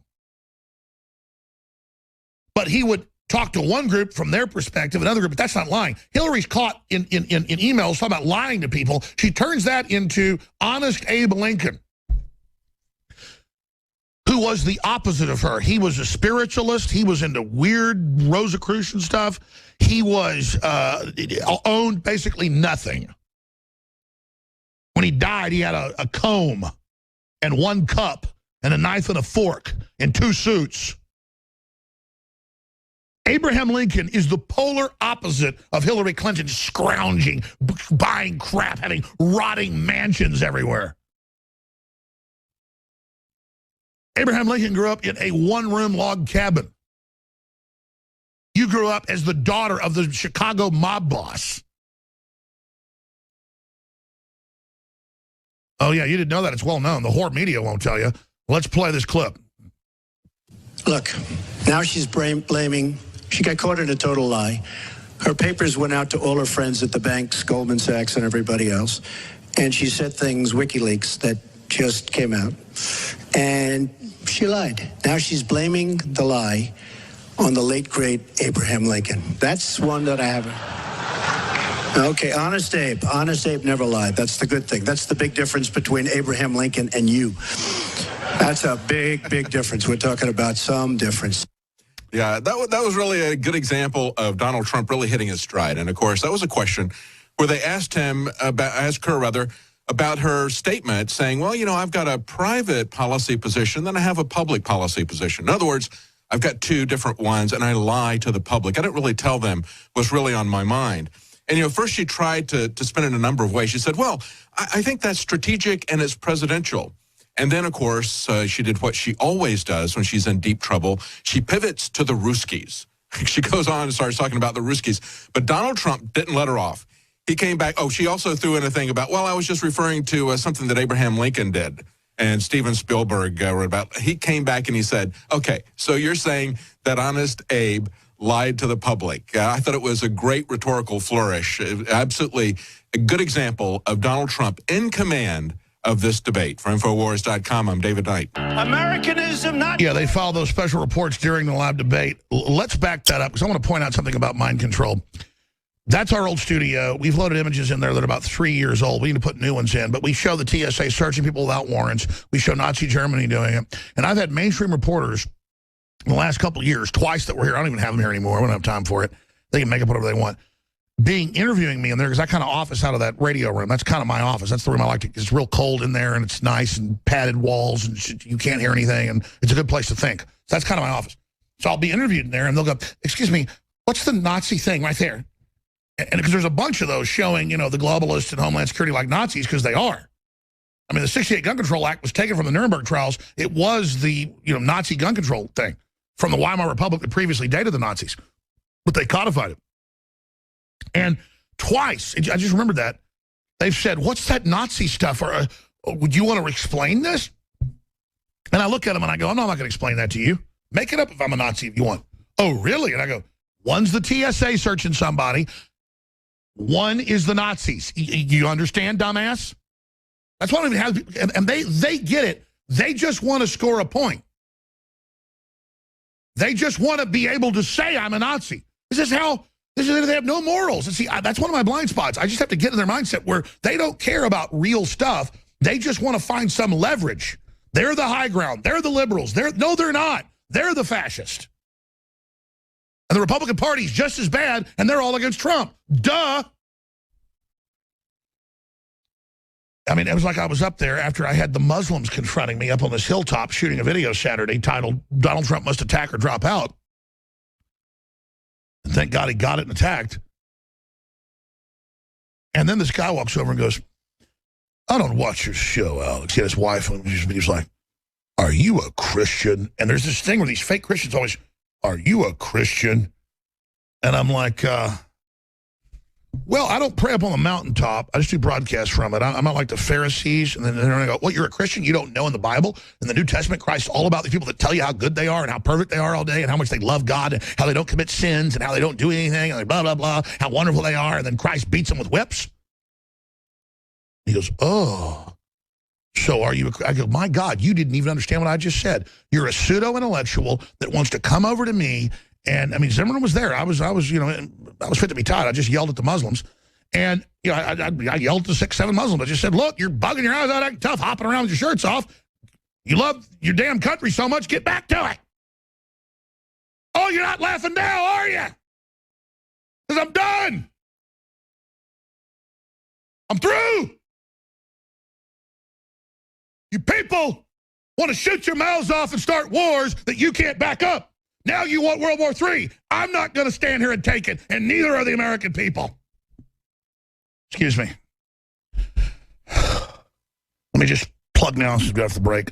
We need to get funding. We have the very best nutraceuticals anybody can get. I thought everybody wanted to put out the best stuff. Most people just want to put out a bunch of crap, do a bunch of marketing, and have naked chicks dancing around to sell it to you in bikinis or whatever. We got the best selenium. We got the best essential oils combined for lung cleanse. We've got the best DNA Force, BioPQQ, CoQ10, all of it together in that formula. We got 23% off on that. We got the new probiotic, which we believe is the very best out there. It's the best we could ever produce. It's over the top amazing.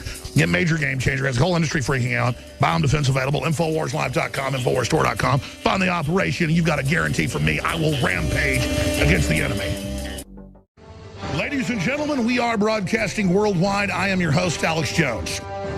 And at the start of the next hour, I'm going to launch another contest to hang posters around the country. And whoever does the best job shooting video of it, putting it on YouTube, posting it in legal and lawful areas, physically posting it, then shooting video, posting it, so that goes viral, handing them out, sky banners, whatever's legal and lawful, projecting Bill Clinton's a rapist on the side of a wall, Hillary's a traitor, Benghazi, whatever, we'll get $5,000. But we're only running it until next Friday. We don't have a lot of time, so get your videos in. Everybody's going to be a winner.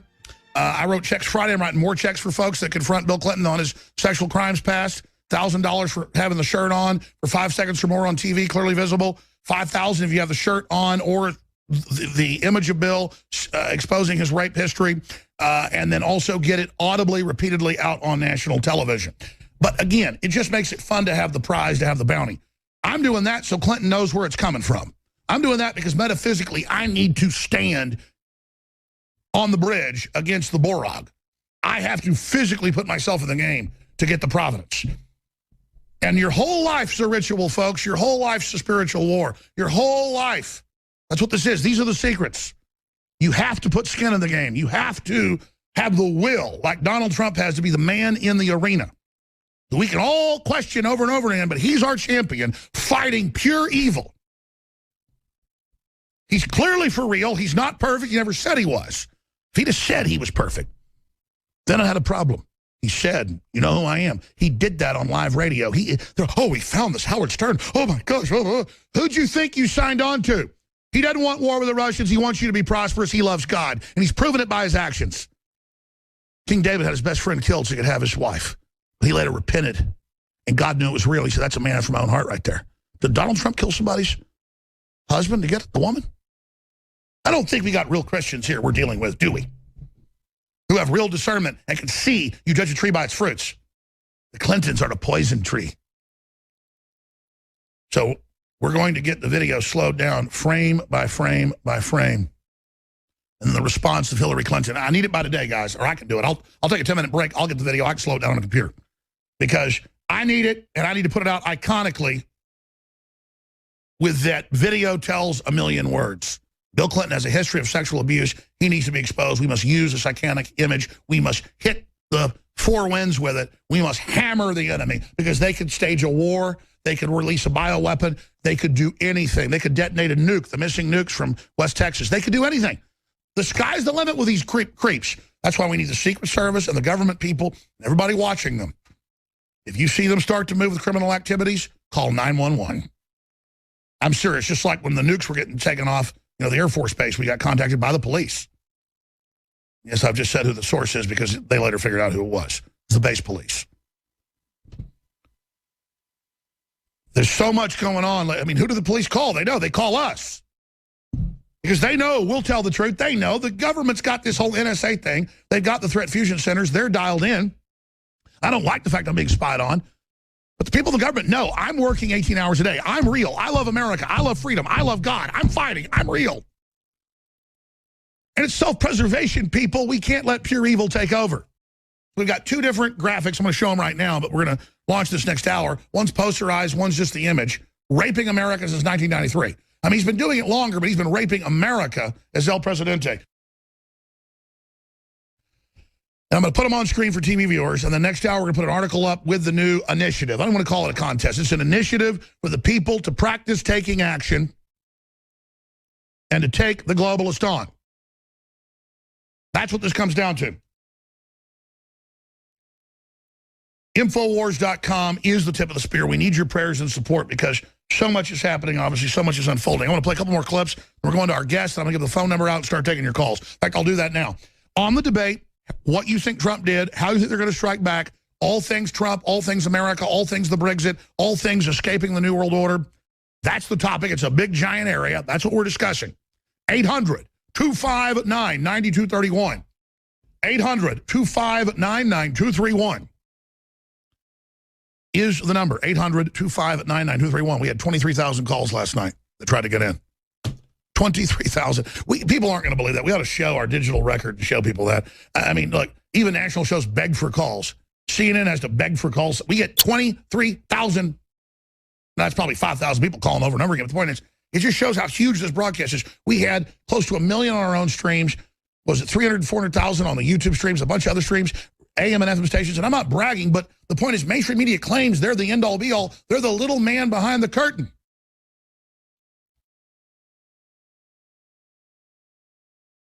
Now, continuing, ladies and gentlemen, I want to play a few more of these clips.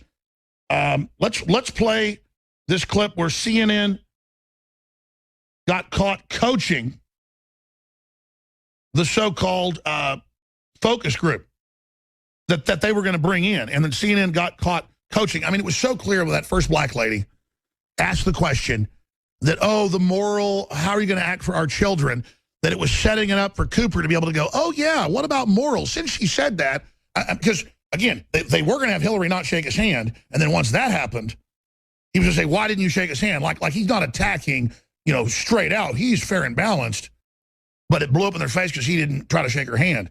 So that's more inside baseball. But here it is, ladies and gentlemen. America's great. All right, so I want to ask you, what was it about Hillary Clinton's argument that resonated with you following Donald Trump's defense of the video? She stated that America is already great, and I tend to agree with that. Though we are slow in progressing in a number of areas, we are progressing. We need to continue the momentum. Now, continuing, ladies and gentlemen, I have another clip I want to get to that's important, that deals with a whole host of these issues, and that's the CNN panel. Hillary did not defend Bill. This is very important, because what can she say? He has settled rape cases. He has settled assault cases. He is a sex addict. He is a drug addict. He is completely mentally ill. No one respects him now. Obama's like, get on the plane. What's your problem? Come on. For 5 minutes. I mean, this guy is in his own world. He's looking at people like a psychopath, angry at everybody. So let's go ahead and get to this piece. CNN panel, Hillary did not defend Bill. He gets to run his campaign any way he chooses. He gets to decide what he wants to talk about. Instead of answering people's questions, talking about it, laying out the plans that we have that we think can make a better life and a better country, that's his choice. When I hear something like that, I am reminded of what my friend Michelle Obama advised us all. When they go low, you go high. She got some applause for that line, but I didn't hear a robust vote of confidence, a defense of her husband in that response, because he really went after Bill Clinton. Hillary Clinton didn't mention Bill Clinton's behavior or actions at all. She didn't defend her husband at all. She just went after, more or less, Donald Trump, essentially saying you're trying to go back, and we're talking about you here.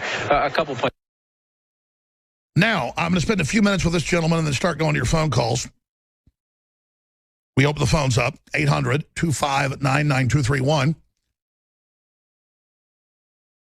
Micah Femia is one of the folks that's gotten on national TV exposing Bill Clinton rape. We're going to talk to him here in just a moment. Let's go ahead and play that clip. Got new music out, and of course, great throwback Thursday music. By the way, he doesn't age. No, he doesn't. He looks great. We're all going to rickroll. Exactly. A lot to get to in this half hour. Now, again, is that as spectacular as the fella screaming for 2 minutes, Bill Clinton's a rapist, and being grabbed and holding on to the no, or a guy climbing over? Doesn't matter. It's just as important. He went out, he took the initiative, he took action, he got it out there, $1,000. But I'm guessing he didn't do it with $1,000. That just makes it more fun. So we've had this happen 14 times I know of. And what we're doing is exposing that they've been raping America physically, economically, militarily. They're the authors of almost everything we've dealt with. They are the special interest point persons controlling the multinational takeover of this country. So Micah has MicahFemia.com. Micah is MicahFemia.com. So we're going to learn who this guy is, one of these other great activists we've been having on. I'm going to get the lady on soon as we can, who also had the rape shirt, and all these other great folks. This is so exciting. And you keep wondering, when's the next one going to pop up? I want to thank Drudge for linking to all these two and helping give it more legs. We're all in this together trying to save the Republic. So, Micah, thanks for coming on today. Hey, my pleasure. It's an honor, honestly.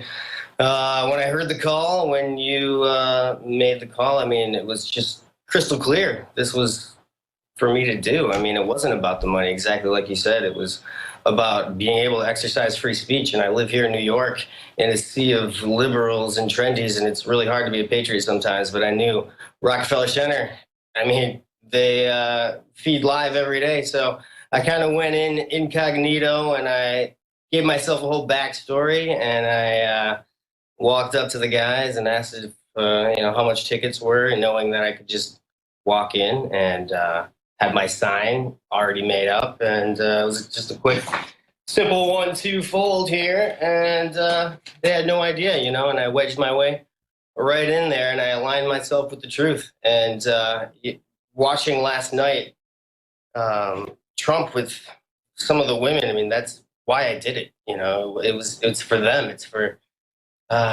giving these people a voice that are just being shut down. I mean, that's not America, but it is, sadly, and they can't stop it all. So if I made some NBC executive pee his pants a little, then you know, I'm happy with that. Well, Michael, we have to use the term. It's like when I talk about pirate radio, people that have micros call and they go, hey, man, it's micro radio. It's not interfering with commercial stations. Why are you calling it the establishment name? Because the public doesn't know what a micro FM is. I have to say pirate radio is really micro FM and is blah, blah, blah. So we have to say liberal. But you seem kind of like an artist type, smart guy, a lot of equipment and stuff in the background for radio listeners. I mean, I'm guessing you sound like an artist. You seem like a smart guy. I mean, I'm a liberal. I like oil paintings. I like red wine. I like classical music. I like to go see a play.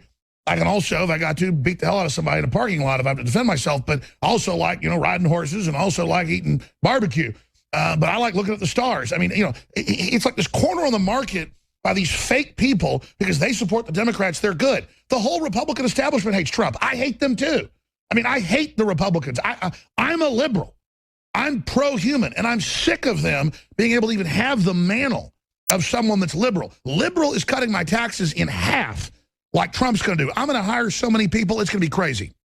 Yeah, well, absolutely. I mean, I'm completely liberal in my heart, and as an artist, that's the true liberation that we want is freedom, and freedom to go out and be able to speak. And, it's with information that we're going to win this thing. And I feel like right now, Trump, after last night's just destroying of Hillary, anyone that watched that has to know that the national consciousness is figuring out what is actually going on. And it makes me feel like we got to go to the next phase. They're going to definitely steal this and try to steal this because they know they can't win it. Because when you listen to someone's heart, you can tell if they're telling the truth or not. I mean, I was trained as an actor, and I learned that it's all from within. It doesn't matter what the words are. And the way to be an actor is actually tell the truth and become that person and not be an actor. Exactly. And you can tell when that child actor, she did a pretty good job. She should get a Disney role or something. But when she said, "I see with my own eyes," that line right there was just a pure lie because you didn't see. You didn't know you were a prop in that game. And it's a good sign, I think, because they are desperate. And the look on Bill Clinton's face says it all. I mean, that really is it. They're scared. And when that last guy said, it's undisputable that you're a rapist, I mean, that freeze frame was just incredible. He knows that it's beautiful. It really is beautiful. And I'm telling you, a slowed down 5-second image of his eyes slowly wheeling in slow motion and then cutting to those women is going to be a devastating 10-second video. Yeah, that's it. And anyway, we can get the word out. I mean, when you live in a city with millions of people coming and going, I'm definitely going to put that reward money towards some bumper stickers and got to get a little selenium for myself. But, it's going right back in. And I feel like there's no time. If you really believe in what's going on right now, you can't be passive about it and you can't not be emotional about it. And some people are turned off by getting angry or getting too excited or getting too emotional. And I feel like if that's holding you back, then you might as well just go back to sleep, Absolutely. Being alive is bouncing off the walls. This is what humans were always like. They've taught us just to kind of watch TV and just fade into the, distance and just become these minions. But with a weird lady with a clown head, with a shark face like the Joker. I mean, she could literally be a Marvel comic character, a bad guy. And I just don't get her constituents. I mean, Trump is obviously the real deal, the real, goofball in ways like we all are. But he's gone through all this hell. We put him there to do this, and I'm going to hold his feet to the fire. I don't like some of the things he does, but that's part of how he's real. The difference is with Hillary, it is an act. I've had people that know Trump well. There's not an act with Trump. This is the real deal. No, absolutely. And anyone that actually watched the debate can see that. If you're reading the papers and they're saying Hillary won, and I mean, I was watching CNN, or I had CNN's website up last night, and they had all these talking points that were anti-Trump that they were reporting on that weren't even discussed yet in the debate. Like it was like they spelled out their attack plan. Oh, by the way, they got caught again double sampling, or right at double. It wasn't quite double. More Democrats than Republicans in the poll, and then Hillary wins. I mean, oh yeah. What's crazy is they think we're so dumb. They admit it's rigged. I mean, it'd be like, again, it's a horse race. It's a mile horse race. There's 7 horses. Her horse is allowed to be a half mile ahead when they open the gates. And then they admit, in our race, we allowed this, Sally Sue or whatever the name of the, the nag is, we allowed her to be halfway ahead when the gates opened. Or Indy 500, we let this race car driver be 250 miles ahead. Or let's be technical, it wasn't quite double. 200 miles ahead in the Indy 500, and then he won by 100 miles. Well, you gave him 200 miles. It means he lost by 100. I mean, it's the insult that they double sample or almost double sample. I mean, how the hell do they do that? Well, it's right in our face, and that's why they love it. Is because they think they're getting away with it. But if you put it on a scale, I mean, this is the stuff they're throwing at Trump right now. This in the last 30 days, this is the worst that they can come up with. I mean, that's a great saying. I don't, there's a lot of things. He is a man, and I feel like, if you put, a scale of what she's done, the murder, the actual rape. It's the jihadis. She's worse than a James Bond villain. I mean, she's like an epic real villain with a League of Doom, a Legion of Doom with George Soros and the Saudis and the Chinese communists and the creepy Pope. And it's like, what in the world? All against Trump. How could you not be for him? We'll be back with more, and then we're going to your phone call. Stay there, gentlemen. Amazing Patriot. Our forces are hitting the enemy hard, but they've got secret weapons. We've got 28 days, ladies and gentlemen. We know the horse we put in the fight. We know he's a man. He's not perfect. He never hit any of it. We found Howard Stern interviews. You found the secret interviews. My enemies do that too. They go, we found a tape where Alex Jones admits he's had family in the CIA. We've got him now. And it's like my show, me saying it on air, and how horrible it is, and how horrible they told me it was.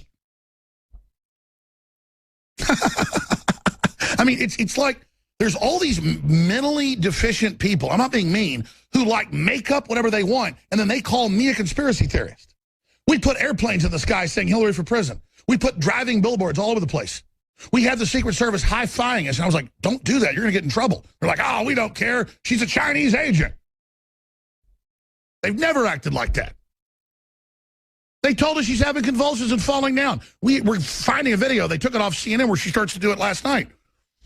And then she falls down weeks after I tell you because it's real. We really do know Hillary's attack plan on Trump. We really knew that she was planning to not shake his hand last night. Notice it didn't happen. She didn't extend it because Trump didn't extend it. He knew. I mean, we're in the fight. Hillary's attacking us. You are in the fight. You're the listeners. You're the power. You're everything. This gentleman, Micah Femia, they're in New York, going out, putting the sign up, getting it on the news on one of the biggest, highest rated shows. They still have big ratings on those morning shows, 5, 6, 7 million viewers. All of that is having a giant effect. All of it is freaking them out. And you notice Trump said, hey, lock you up.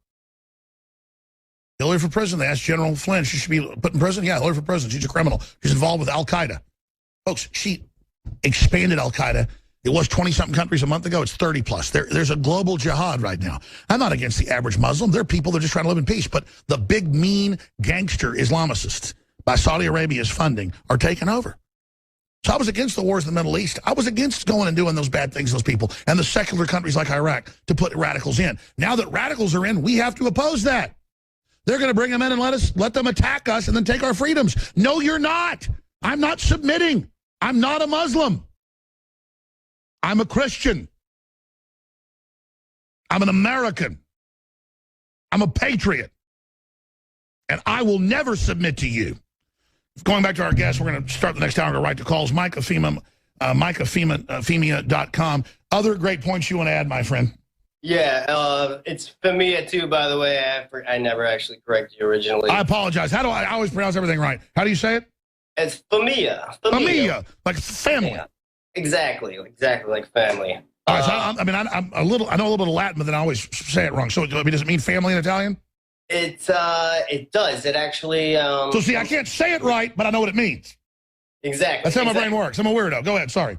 Familia, manja. Go ahead. No, I actually lived above a couple of people that were refugees from Yemen, and it was spectacular. One time, we thought we saw something in their apartment, and it took about 5 hours for the cops to finally go and check things out. They interviewed me for 5 hours instead of them. And, it was like 2 minutes. And I'm thinking, this is how we're set up right now? I mean, what if something really was going on? And I had seen some very sketchy behavior going on. And I ended up moving out of that apartment. But it's real to me here. And I feel like everyone needs a cold shower. We got to wake up the whole body here. And that's what? I talked over you. I want to give you 5 more minutes because you're a really interesting guy. Then I promise we're going to all the callers. But we have Micah Femia. Get it right that time? You got it. Okay, good. MicahFemia.com, FEMIA.com. We're going to break right now. Please don't forget, as I barely plugged, you mentioned the selenium. We have the BioTrue Selenium, the very best for mustard seed, InfoWarsStore.com, InfoWarsLife.com. We have 23% off DNA Force. It's about to end in a few days. That's our flagship product. The Biome Defense Probiotic. The Hillary for Prison shirt is about to end. 28 days to get that. And the new Don't Tread on Me Hillary shirt. Lock her up. Limited edition. Made in America. InfoWarsStore.com. Back in 70 to finish up with him. Then more clips, but first your calls.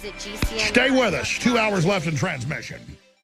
All right, Micah Femia is our guest. MicahFemia.com. Femia. And we're going to go to your phone calls right after this short segment. A bunch of other clips, a ton of other news. I forgot to even get into what he mentioned. CNN rigged the latest poll again. But what does your gut tell you about dirty tricks the next 28 days, where we're going? Obviously, they're going to throw everything they can against us if Trump gets in, too. But we can't just submit and put Hillary in.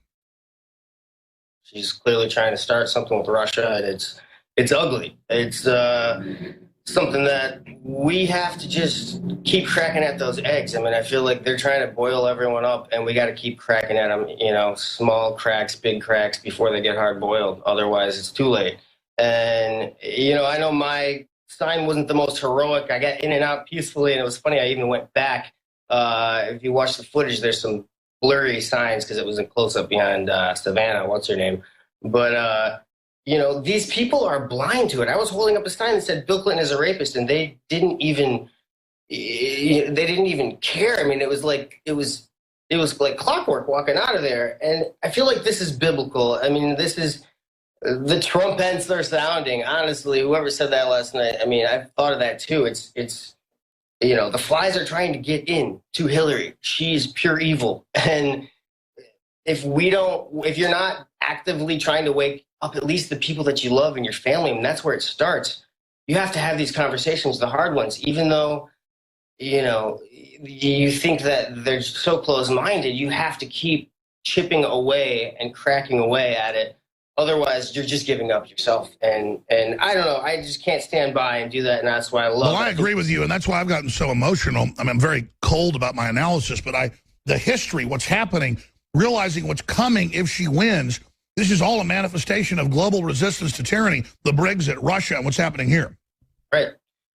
And I feel bad for, Hillary's granddaughter. I mean, she's an actual person.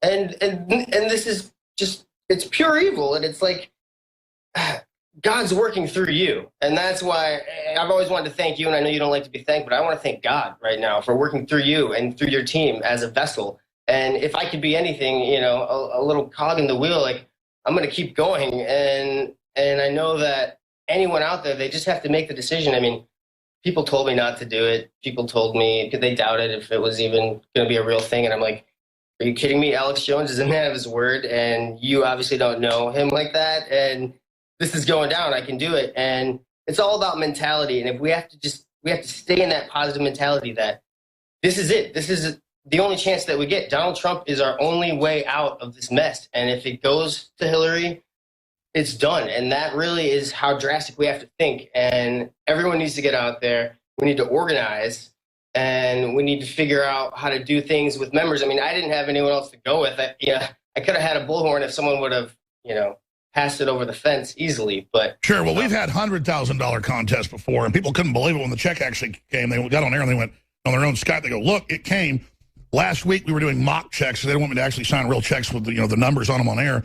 And I was like, well, some of these guys are getting $5,000 checks. This isn't right. Send them back. So I've actually got to get to that. When I say checks in the mail, I've got to get to it. But it isn't about that. It's about taking action and about the little people are really the big people and doing it and to create the excitement, the electricity that money's involved.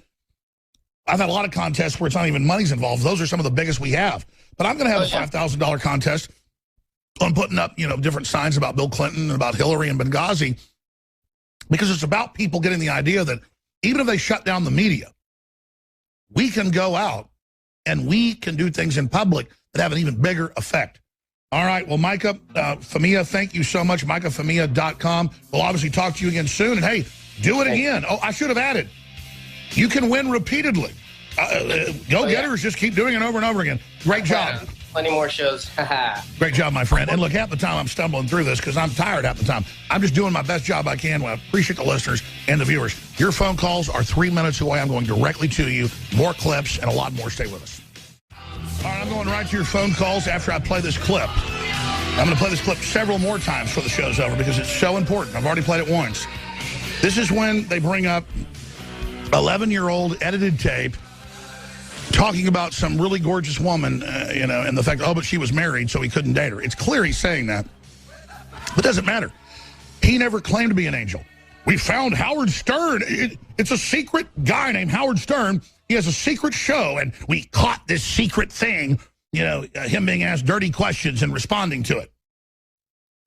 That's what you do. You go on Stern's show, you plug what you're doing, you talk about your issues, and then he asks you dirty questions. You go, okay, yes, I guess. Oh, yeah, all right, okay, whatever. That's what he does. Okay, all right, back to my hotel, or back to my golf course, or back to where I am on politics. Point is, he went out of his way when it was popular to attack Iraq in 2003 to go on Fox and CNN. We have the clips. We played them. I'm not going to play them again. You see the media go, again last night, you never said you were against the Iraq war. I forgot that part. Yes, he did, and it's wrong to lie about it. But again, they got Howard Stern, 2006, 3 years after it starts. He didn't want to talk about it, so he's just like, yeah, okay, yeah, whatever. I mean, people walk to me in restaurants all the time, and I'm tired. It's like 9 o'clock at night, and I'm just eating, and they're asking me political questions. I'm like, yeah. Oh, my gosh, Alex said, yeah, to whatever. This is the games they play. We know where Trump stands. We know what he's for. But this is what got Bill Clinton so unhappy and got him to flip out. Here is the video of Trump finally fighting back 5 minutes into the debate when they'd already hit him 3 times with how much he hated women for his statement. Jeff from Ohio asks on Facebook, Trump says the campaign has changed him. When did that happen? So, Mr. Trump, let me add to that. When you walked off that bus at age 59, were you a different man, or did that behavior continue until just recently? And you have 2 minutes for this. As I told you, that was locker room talk. I'm not proud of it. I am a person who has great respect for people, for my family, for the people of this country. Good pause. And certainly I'm not proud of it. Back it up like 5 seconds. Hillary's like, good, he's not fighting back. She's all secure. Good. He's going to let me just attack him. Good, we've got control of him. I can't believe he doesn't understand how weak I am. Good, he's under my control. Good, yeah. But then he just hits her, and she doesn't like it. And we were getting the clip. CNN pulled it. She starts going from another camera angle I saw. I saw it on Facebook, so did do. And when they're out there trying to find it, she starts going, like she's having another seizure. But Clinton, Bill, the serial rapist, he really freaks. Here it is. I am a person who has great respect for people, for my family, for the people of this country, and certainly I'm not proud of it. But that was something that happened. If you look at Bill Clinton, far worse, minor words, and his was action. His was what he's done to women. There's never been anybody in the history of politics in this nation that's been so abusive to women. So you can say any way you want to say it, but Bill Clinton was abusive to women. Hillary Clinton attacked those same women and attacked them viciously. 4 of them here tonight. One of the women, who is a wonderful woman, at 12 years old, was raped at 12. Her client, she represented, got him off, and she's seen laughing on 2 separate occasions, laughing at the girl who was raped. Kathy Shelton, that young woman, is here with us tonight. So don't tell me about words. I apologize for those words. But it is things that people say. But what President Clinton did, he was impeached. He lost his license to practice law. He had to pay an $850,000 fine to one of the women, Paula Jones, who's also here tonight. And I will tell you that when Hillary brings up a point like that and she talks about words that I said 11 years ago, I think it's disgraceful, and I think she should be ashamed of herself, if you want to know the truth. Absolutely. He goes on to say she should be put in jail. She's clearly a criminal. And Bill Clinton could not stand it. We're getting the video slowed down of him in that epic point where he totally flips out. And it's going to be a major meme we put out. It's a major weapon against these people. And then cut to the women that he's looking at right across the aisle, a bunch of his victims. He can't stand the fact that they've killed their dogs, they've killed their cats, they've threatened their family, they've had their mortgages taken, they've got them fired from jobs. He's harassed them for years, and they just won't back down. He can't stand the fact that he's killed so many people, and so many people murdered, and folks just don't care. They're still fighting. It's going to be a good day. It's going to be a good day when I can go to Bill Clinton's grave and look at it and know justice has been done. I'm not going to piss on his grave because I don't. He's a failure. I'm sad for him. He's a very, very wicked, evil person. He's the type of traitor the globalists lifted up because he was so empty and so evil and would betray this nation. What's got him so scared of Trump? They've smelled his spirit. They don't like it. He hates con artists. He hates scammers. He hates seeing this country run down a rat hole. And he is worldly. I mean, wanting to be wealthy, wanting to be powerful. But that's not a sin in and of itself. It can turn into something bad. But he's the ghost of Christmas present. Prosperity. If you want to get into a allegory from fiction. And they don't like that. Let's go ahead. We go to Lamar, Josh, Dan, Don, Dan. Let's go ahead and go to Josh in Pennsylvania, and then we'll go to Lamar. You're on the air, Josh. Hey, Alex, how are you? Oh, man, I'm super fired up to the point I can hardly stand it. I mean, it was great to see that comeback. If he stays on the attack for 28 days and just doesn't apologize for anything and just hammers the hell out of them, he's going to win. They'll try to steal it, and I think that'll blow up in their face, too. What do you think? Brother, he killed it. I mean, he was exactly what we need. There was 2 points I wanted to say about what happened last night. One, when she continues to make these negative, disparaging remarks, saying that he's a racist. I really want him to make the connection of her, because he did it in the first. And Robert Byrd bring up these. Well, the super predator remark, and then correlate that directly into the prison sentences that her and her husband helped implement. And the blood, selling the AIDS blood. That's not been brought up. Yes. Yeah, I agree. Those are 2 things that he needs to kind of focus on. And the other thing, my own personal experience, I fought a 10-year fight with the federal government for working for a company for 6 months. It was a housing market mortgage fraud thing. That being said, after fighting them, I worked for them for 6 months. After fighting the government for almost 10 years, I finally had to plead, because if I didn't plead, they were coming after me for 14 years. And it's exactly what he said. If somebody would have done a fifth of what she did, they'd end up in federal prison. My probation. Oh, absolutely. The average apartment manager routinely has Homeland Security threatening to arrest them for no reason. They've written the laws where they can selectively enforce them where nothing's legal. But then they let insiders do whatever they want. And the last thing I want to also talk about, too, is about the race relation. So, my best friend, who and I were both in federal prison together, he's African-American. Let me tell you. Yeah, you just say that. You don't really have any black friends. You just say that because you're so racist. Well, leftists, though, they can be liberal, and then their black friends are real.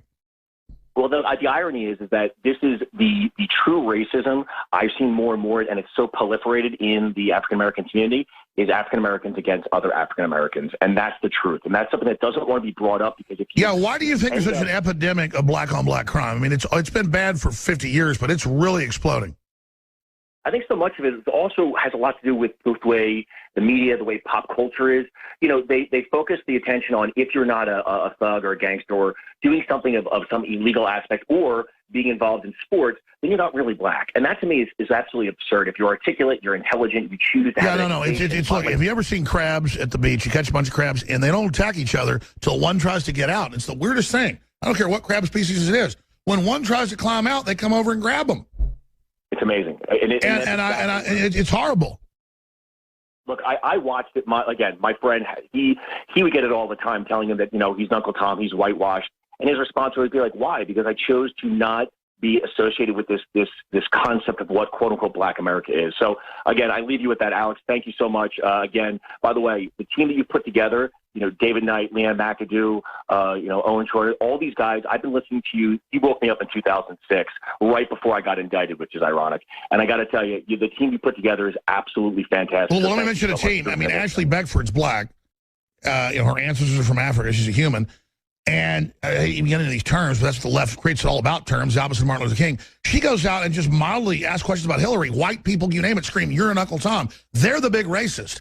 And they get off on the fact that they're liberal so they can say whatever they want. It's like gay people can go, "You're a faggot, you're a queer, you're a blah, blah, blah." Anybody else says it, it's bad. And it just perpetuates this whole thing when all they are is actually racist, operating in a racist world, but saying they're good. I mean, it's actually crazy. It's nuts. Everything we're seeing right now, I listen to NPR, and it disgusts me because it's supposed to be nationally public radio, and all I hear is them bashing Trump. All they're doing is pushing the race, white privilege, this. It's unbelievable, the nonstop race baiting that they're doing. All they care about is thinking they're in the winning team.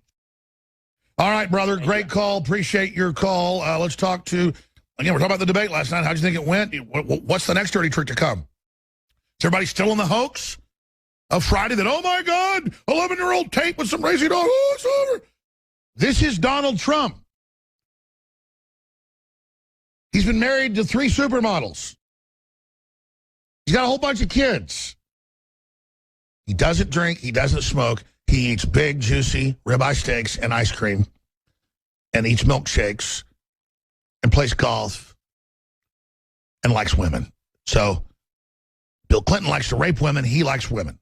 Hillary likes women, but that's okay that she's in the hotel room with Uma Abedin and sees more tail than a toilet seat. That's all right. It's just that Donald Trump is, I mean, it's hypocrisy. Okay, make him stand down. Hillary needs to be arrested. I tell you what, you arrest Hillary, you charge her, then I'll say Trump's a bad guy.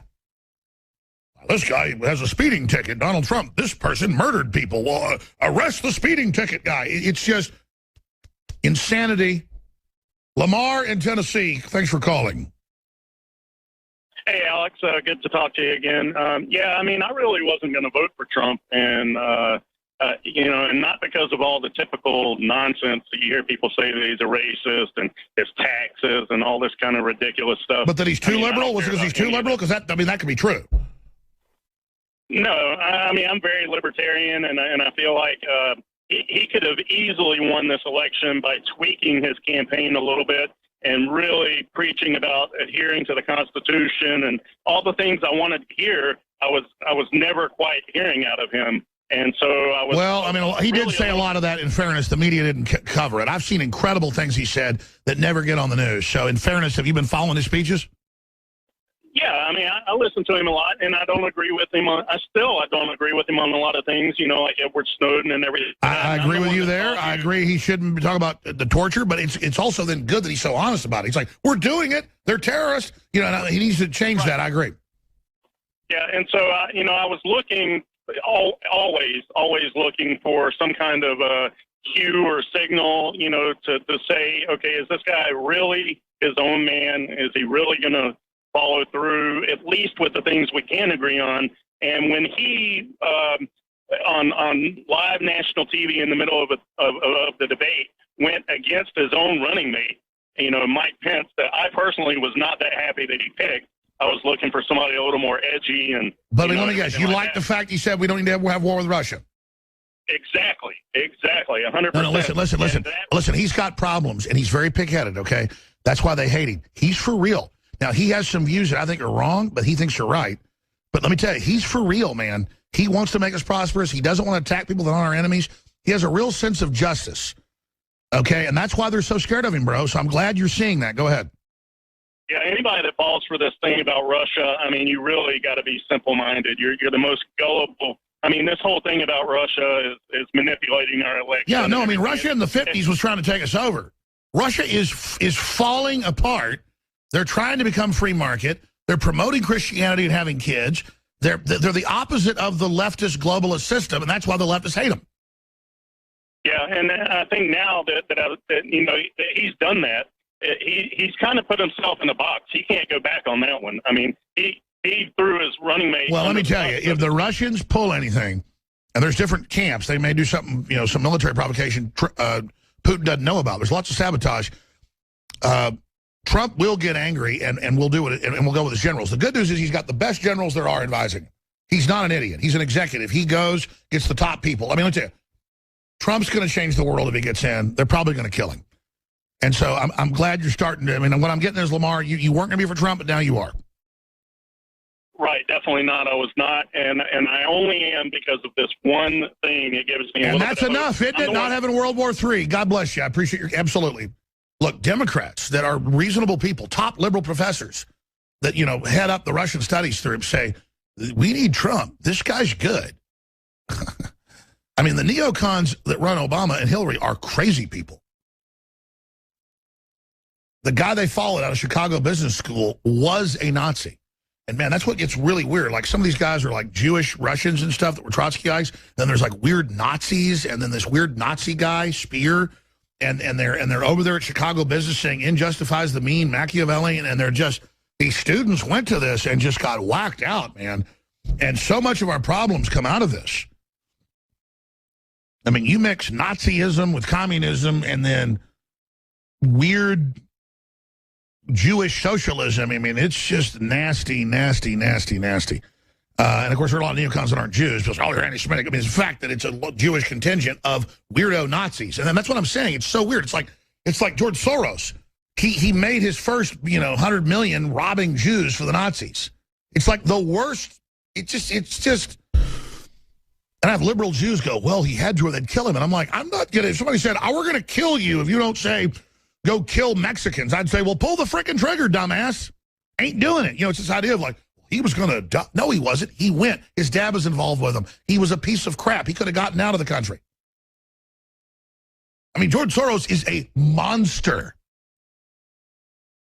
Dan in Washington, you're on the air. Go ahead. Hey, Alex. Good long-term subscriber, first-time caller. Thank you for the support, brother. Yeah, you got to always have. Listen, I just want to preface this by saying, you know, I'm a non-Christian, but I saw something today that was forwarded to me that I just had to share with you, and it's a prophetic picture of Donald Trump. And this minister's talking about saw a little blurb on Trump being the 45th president of the United States, which he would be. And he was called to read Isaiah 45. And the funny thing about Isaiah 45 is it references Cyrus, who is a heathen king anointed by God to protect the Jews and rebuild Jerusalem. Who does that remind you of? Trump is no preacher, but he may be just an anointed guy that's going to disrupt this whole thing. I totally agree. No, that's what that's it. That's it. That is exactly how the universe works. I mean, I've experienced this. I mean, because you can sit there and say, I hate these preachers, I hate these fake religious people. Of course it's bull. But then there's weird stuff in the universe going on. I've experienced it. God's real. It's whatever you want to call it, there's providence. It's energy. It's a will. And that's, I mean, you look at like Revelation talks about the trump and all of it. It's very, very biblical. But I haven't seen that. Let's pull up. What is this particular graphic? What's the name of it so we can pull it up for folks? Well, the article was on charismanews.com. It was forwarded to me by my son, who's a pastor. And the thing just stood out at me when it said prophetic picture of Donald Trump. And when you read what it says, how Isaiah, 150 years before Cyrus's birth, declared through the prophet Isaiah that a foreign man, a non-Jew named Cyrus, would be anointed shepherd of his people and rebuild Jerusalem, beginning in the first phase with the house of the Lord. I read through this and I go, again, I'm not a Christian, but I think prophecy is fascinating. And if you don't keep your eyes and ears open, you're not going to hear things that just might be a big deal. Guys, let's pull up Isaiah 45 on TV if we can. There it is, prophecy. God sent Donald Trump to wage war against destructive spirits. You scroll down, and that's it. He wants to build. Boy, they get it. He wants to build. He wants to be prosperous. That's what God gives you. That's the fruits. And he's not perfect. Well, the enemy wants to tear us down and then rule us. Let's put it back on screen from Isaiah, and I'll go back to you. But I want to read this because since you mentioned it. Can we put that back on screen? Thanks, guys. It goes on, and yep, there it is. Absolutely, Isaiah 45. That is really wild, isn't it? I figured God can use any tool he wants to use. And so I saw this, and the first thing I thought of as I was listening this morning is I got to call our brother down there in Texas and get the Sure, but you say you're not a Christian. I mean, I would say I don't believe in this religious system, but I believe in Christ. Well, I'm a non-believer, but I always have my eyes and ears open because, searching. Sure, well, I mean, what happens if you say have a dream, and then a month later the exact dream comes true? There you go. But have you ever had that experience? I have had that experience where I feel like I'm being talked to, and again, I question it. Where's that coming from? But I mean, a lot of people. I've had dreams, okay, where 100% it comes true, and when it's happening, like I had a dream a month or so before, and I was like, this weird dream of this guy with a pink and green striped polo shirt, and I'm walking around this building. I don't know why I'm there. And then he comes out and mugs me, attacks me. And then as it happened, it was just so surreal. And I've had those dreams over and over again. I mean, I've told people this. I had dreams they blew up the World Trade Center. I didn't say that on air at the time. I said they're going to blow up the World Trade Center and blame bin Laden and launch this big war on July 25th. It's on video. It's on YouTube. And, I kept having dreams of the towers collapsing and blowing up. I didn't tell anybody that but my wife at the time. And she's like, what, they're going to blow the towers up? And I went on air and said it. I said, they're going to blow the towers up. But, I mean, I saw that, so what's going on? Let me tell you, there's a lot going on hidden in the books. To quote William Shakespeare, I forget, it's like in Horatio or one of those. And these, they kind of repeat it, Master and Commander, like as soon as they throw the guy's body overboard and he's dead, all the bad luck ends and the wind comes back and they say, whoa. And he says, the doctor Matcher, and he goes, yeah, a lot of stuff in the world hidden in your books, buddy. We'll be back. I think it's what Dr. Pachinik said last time. He was quoting Bismarck. God loves. Well, we'll quote it when we come back. Raping America since '93. We're up to $30,000 now. I'm paying out for folks that have raided Clinton events, screaming Bill Clinton's a rapist wearing the rape shirt, available at InfoWarsStore.com. Now, we're not going to sell enough of the shirt probably to pay off the deal. I don't care. I'm all in, spending everything I've got, all our reserves, against the enemy right now, to promote nationalism and sovereignty and liberty worldwide. I am all in, committed at every level. I promise we'll finish up with Mike, Don, Steve, and Dan with Dr. Pachinik. We'll go 5 minutes the next hour, then hand the baton to David Knight with more highlights from last night. We're going to talk to Pachinik here in just a moment. But before I go any further, there is a new WikiLeaks. In fact, I accidentally left it in my office dealing with dead bodies. I was told Biggs was bringing it over. So much is happening. There's also a new WikiLeaks. So just have him bring it to me again. It's not here. Thanks. New WikiLeaks emails. Clinton campaign insiders fears Bill's sex life could sink Hillary. And they're in there talking about covering it up. The rapes, all the rest of it. That's why they're preparing all this to go after Trump. By the way, I've done investigations into Trump with women that he was formerly known to be with. I'm just going to be honest, before I endorsed him over a year ago. And I talked to Hollywood folks. He's very straight-laced. He's a one-woman man. And he is super conservative privately. And then when he's around liberals and stuff, he'll kind of do some of this jocular talk. But if you really listen to it, I thought she was really beautiful. I wanted to take her and buy her furniture. That's how he thinks she gets women. Not putting Trump down, but it sounds a little amateurish for me.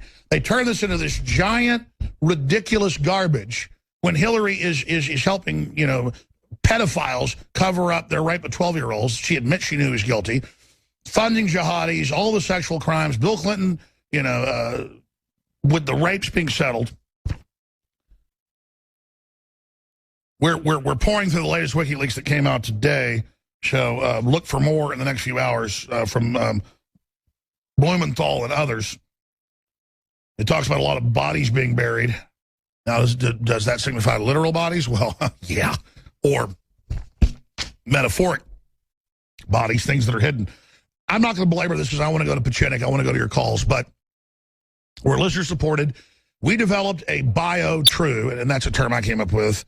Not a scientist, but a scientist saying, no, this is the most bioavailable mustard seed processed in a cold format, not heated up, not adulterated. It's ridiculously strong. I'll be honest. I'm just going to be honest. Everybody loves Brain Force. It sells more than this. To each man, his own. One man's poisons, another person's ambrosia. I like Brain Force. It's great. It's got some stuff that's, prescription in Europe. It's amazing. It's healthy. It's great. I don't like it as much, and it makes me a little irritable. Selenium is this trace element involved in electrochemical activities in the brain and all their cells. You die without it. Most people are heavily deficient in it. Last night I was exhausted after being on air 5-6 hours. I had to go another hour. I went, oh, yeah, don't drink coffee. I don't even drink coffee now, pretty much, maybe once a week if I'm having breakfast for the flavor. I take selenium. So it's kind of, for me and my physiology and my biology, my metabolic system, better than our nootropic Brain Force. But now to each person their own. But Super Male Vitality, the BioTrue Selenium, 23% off DNA Force with the BioPQQ, the CoQ10 and more. InfoWarsLife.com, InfoWarsStore.com, or call toll-free 888-253-3139. And we're going to end the Hillary for President shirt because, you know, it's a great idea we launched over a year ago. It's a huge meme. Trump brought it up last night. It's great. I just, all good things come to an end. Everybody else is copying it. That's fine. But if you want the original with the red InfoWars on the shoulder and the legalized freedom on the back, InfoWars.com, get it today, and the profit we make will fund the operation. We need the funding. Thank you all for your support. You see what we're doing. Thank you for your prayers. There isn't a better place to put your support. And I don't say that arrogantly. I say that humbly. I cannot believe we are the most effective force out there other than DrudgeReport.com. I wish there was 10 other groups more effective. It is a creepy feeling. But it's also very good. Quite frankly, as a man, I'm putting it all on the line. The Balrog's coming across the bridge. I don't care. It's actually, I'm really alive. I feel guilty if they do something to me for my kids, but just what, I'm all in. It's done. It's done. I'm going next level attack. I'm not pulling any punches. I'm going my gut, my research, my heart, my intellect, and I'm just all in. That's why you see we're even more aggressive now, because I am a madman now. 18 hours a day. I am not stopping. I'm going all the way right through this election. No matter what happens, the fight is on. InfoWarsLife.com, InfoWarsStore.com, or 888-253-3139. You can feel the spirit of liberty and renaissance in America rising. And liberty's rising worldwide. The evil is rising as well against it, but it is a epic time to be alive. Now, I love it when Pachinik wants to come on, because I'm usually trying to get him on. Former head of psychological warfare of the State Department, held high positions in the State Department, worked for other agencies, helped found with General Boykin, Delta Force, best-selling author, Tom Clancy's co-writer, and was his main source, composite character Jack Ryan, overthrew countries, blah, blah, blah. We don't need to go into all that. People know he's a smart guy. They've seen how much he talked about come true. I'll tell you, he wasn't really a real popular guest 15 years ago. He's like CFR and stuff. He's out of that now, but people didn't get it. Now they really love him, the listeners do, because they get he really knows what he's talking about. So we don't have a lot of time. I got callers I promise we'll go to, but just a gestalt, a snapshot. I don't know your view yet. StevePachinik.com. We'll put your Twitter up as well. What was your view on last night? I think he's himself. He was devastating. It was perfectly done. I'm afraid they're going to kill him. I mean, this is beautiful. Well, let me just say thanks for allowing me to come on again. I'm fighting with you and the people, but I thought it was brilliant. This was exactly what I was waiting for. I have to thank Steve Bannon and Josh Kushner for doing the most brilliant psychological operation I've seen in a long time, putting the four women there before the debate, putting them during the debate, and Trump was on the offense. He was polite, he was direct, and he clearly stated what the issues were. He was like a surgeon, because I know you're a doctor. That's correct. It was a surgical strike, irrespective of all the nonsense about the comments afterwards, which were nonsensical. What Trump was providing was our voice for our revolution, which is far greater than the Republican Party. And as I've said repeatedly over a year and a half, the Republican Party is finished. It's not relevant. We who fought from the day one since 9/11 and created the Tea Party, helped you with the Alex Jones Show, have now a spokesperson for that revolution. That revolution will continue. He indicted Hillary. He said you're going to prison. He was right. She is going to prison. Ironically, Comey of the FBI, the only success he's ever had, besides destroying the FBI, destroying the Department of Justice, was to indict and convict Martha Stewart for obstruction of justice. When she did nothing. And lying. Can you believe that? But he couldn't do that for Hillary Clinton. Trump brought out the fact that what's her name? John Brennan, the DNI, Loretta Lynch of the Attorney General, the entire system. He brought up Hillary supporting rapists. He brought up how they're working with ISIS. He enumerated the whole thing, and the liberal press cannot handle it. But I want to go back a little bit before Bill Clinton. there is a history in the Democratic Party of fornication in the White House. Let's start with LBJ, who continuously seduced a group of women. Or Kennedy. Well, wait, before that, more importantly, because LBJ seduced Doris Kearns Goodwin, this beloved historian of the left wing who continuously writes about Lincoln. Then you have JFK, who was an Addison's disease, had amphetamines, vitamins, and shots on a daily basis, was not a good lover, repeatedly had women in the White House. And let me quote Colin Powell, General Colin Powell, who said that Hillary is a disaster with hubris. No matter what she touches, it always gets screwed up. And he then added, excuse my language, and her husband's continuously dicking women in their household. That's Colin Powell. Well, also, I mean, it's confirmed by everybody, Secret Service, FBI, Blackwater folks, special forces that have guarded her. They said she blows up constantly. We're talking carpet chewing, screaming, yelling over nothing. She's, as a psychiatrist, what is these blow-ups? She is sick. As a psychiatrist, I have said repeatedly, and as a neurologist, she has Parkinsonism.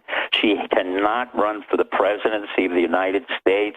I, again, compel her doctor, who was a disaster in her diagnosis, and Columbia physician surgeons to release the information to show that she has Parkinsonism. You could see yesterday, she continuously smiled, looked up. She had to sit down. I forgot that. She had to sit down, basically. She had to sit down, but remember the same man who ends up as the CIA guy to fix her panel was there at the end all the time. She has to read her answers. She could not handle an active, vigorous campaign. She has not flown. She cannot fly. She cannot really exert any energy throughout an 8-hour day. Exactly. She's going to be off for 20 days, they announced last week. We're like 5 in. This is a crime, and this is where the FBI individuals have to break out, the CIA has to break out, the military officers have to break out. Exactly. Now is the time to start disregarding this criminal group that's hijacked the country. If you're an American, this is not mutiny. We have to stop going with these people. No, this is not mutiny at all. This is a real revolution in a way that we haven't seen since 1776 because corruption has permeated the Republican Party through this effete, insignificant man, Paul Ryan, and the other man, Frankenkopf. It was so Isn't that an endorsement of Trump, that he has these horrible neocons and these nobodies and these sycophants of the establishment against him? That's a good thing. I think it's brilliant because what he has done is to recapitulate the fact that all these neocons, the Wolfowitzes, the Pearls, the Steve Hadleys, the John Boltons, none of whom served in our military, all of whom avoided our service in Vietnam, nevertheless, under the auspices of the Israeli Mossad, have come to the United States with dual citizenship, including Chertoff, Giuliani's right-hand prosecutor, and created a 9/11 stand-down. This is still the effect of what happened when America realized, thanks to you and others, that we had our own government kill our own people. This is the aftermath. But the Republican Party is so stupid, so inept, that they can't put a handle around it. They didn't realize that. I agree. Okay, so we've done postmortem on this. How do you expect him with 27 and a half days to strike back?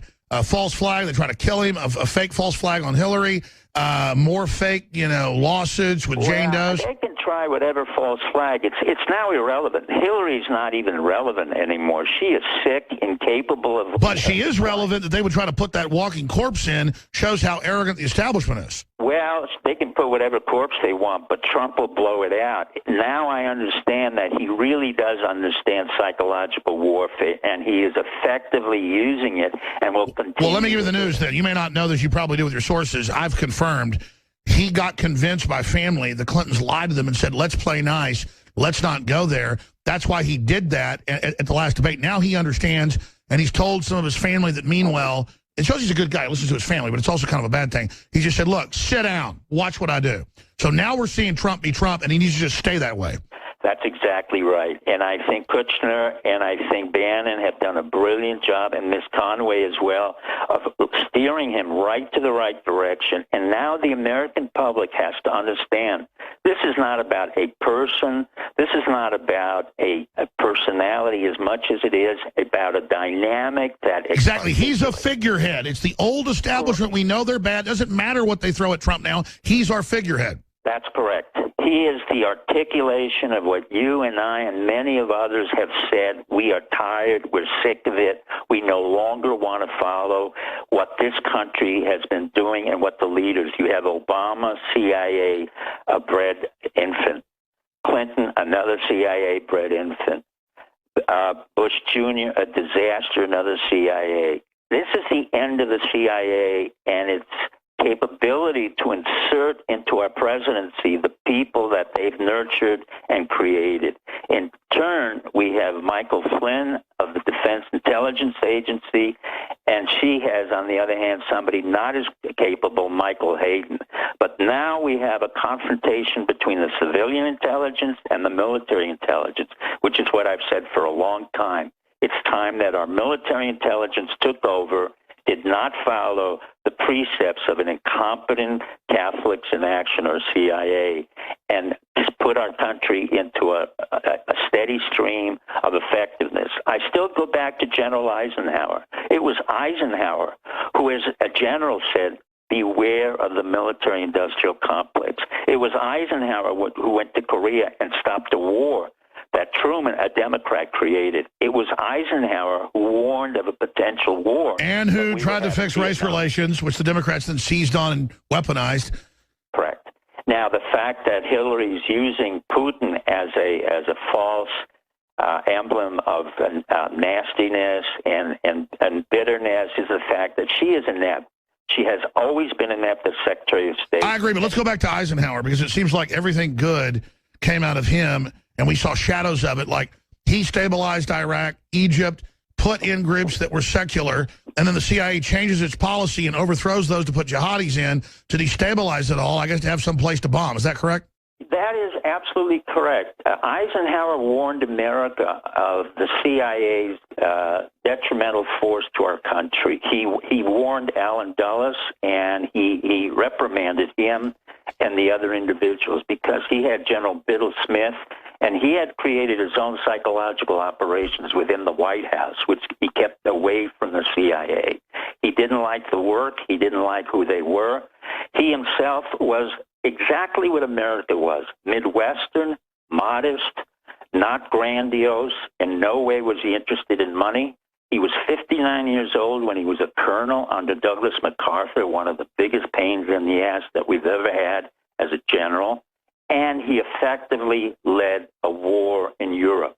He then returned to become president of Columbia University, not the head of a company, not the head of some corporation, didn't take money at $600,000 a shot the way Hillary did or Bill, and went on to become president of the United States. He had Nixon. Nixon had shortfalls, but having worked with him, I've got to tell you, he was a brilliant man.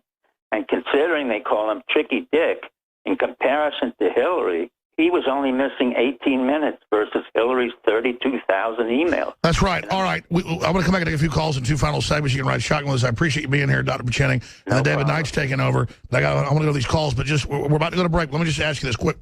They're going to strike back, though, and they run these hoaxes that he's got to step down. How do we get the public not to buy into that? Because they avoid it and just continuously support him and listen to you and work on what we need to do for ourselves. But you're really confident we're going to be able to beat him? I mean, I know he's going to win, but they're going to try to steal. We can beat him. The next 30 days is very important because, remember, 30 days in 21st century is an accelerated period of time. I want the people to go out, to vote, to watch the electoral booths, and to keep on supporting him. She is finished. She's physically and mentally not capable of traveling, not capable of answering. No, I understand, but the elite are so arrogant, they're going to try to just steal it and put her in there. What happens if they try to steal it when we come back? I mean, Trump's going to fight it, obviously, but, CNN has openly fake polls where they have almost double sampling for Democrats. I mean, this is unprecedented.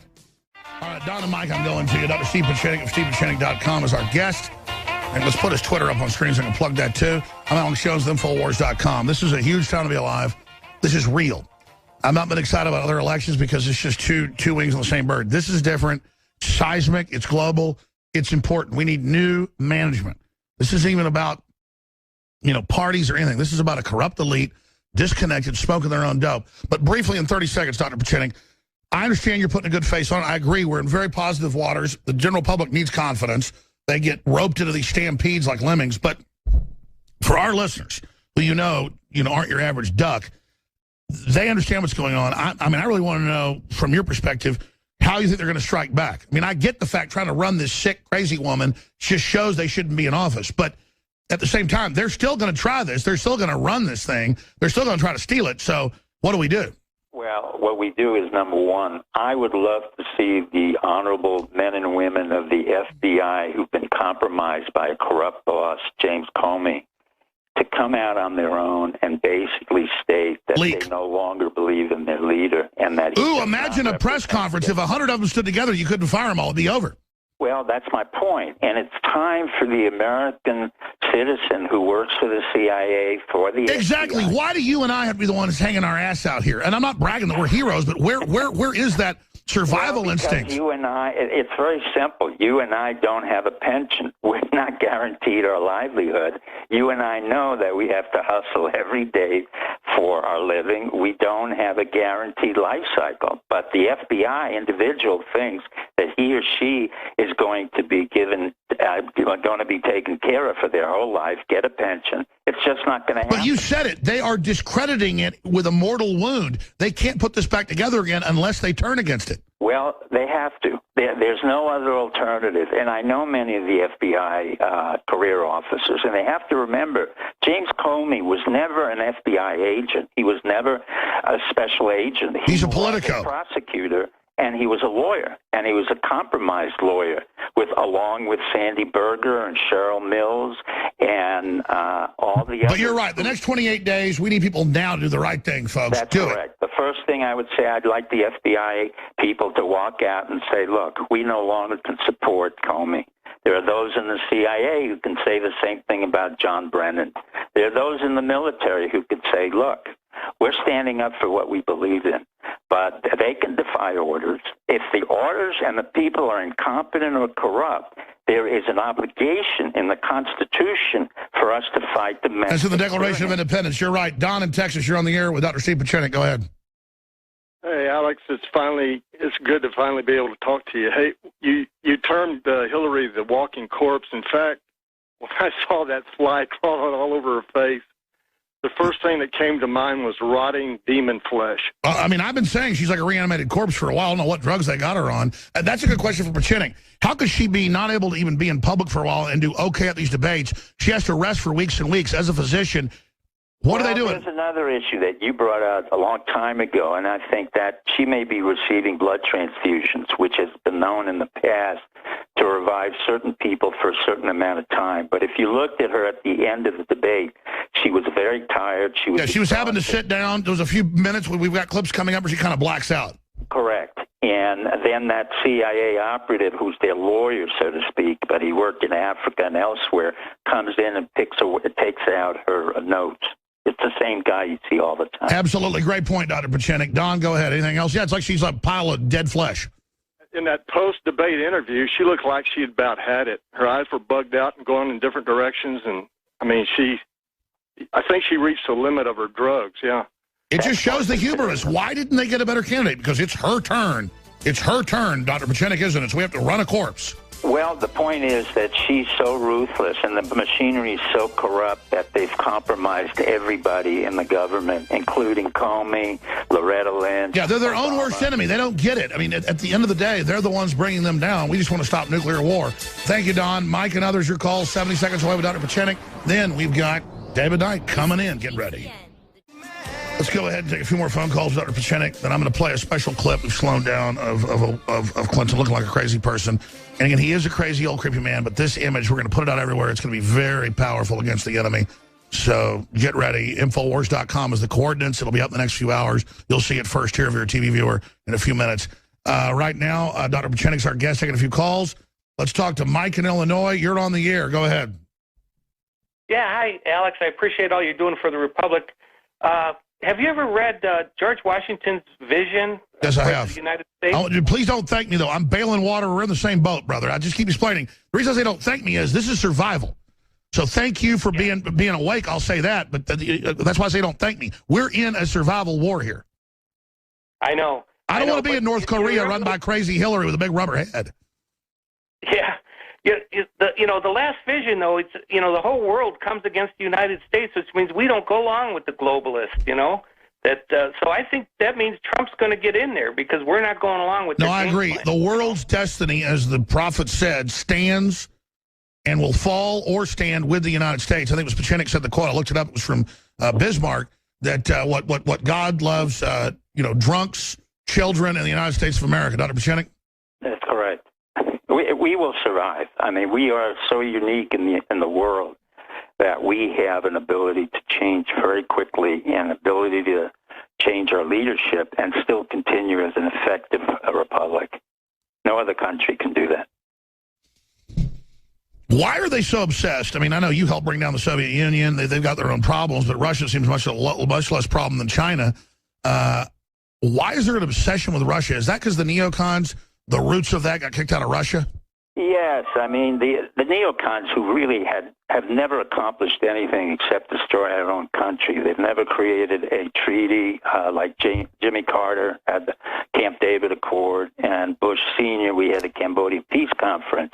They have accomplished nothing. So Victoria Hewlin and her husband and a bunch of the Jewish neocons and others have thought that they could have put Israel in the middle of the map and make it a dominant power. That's not going to happen.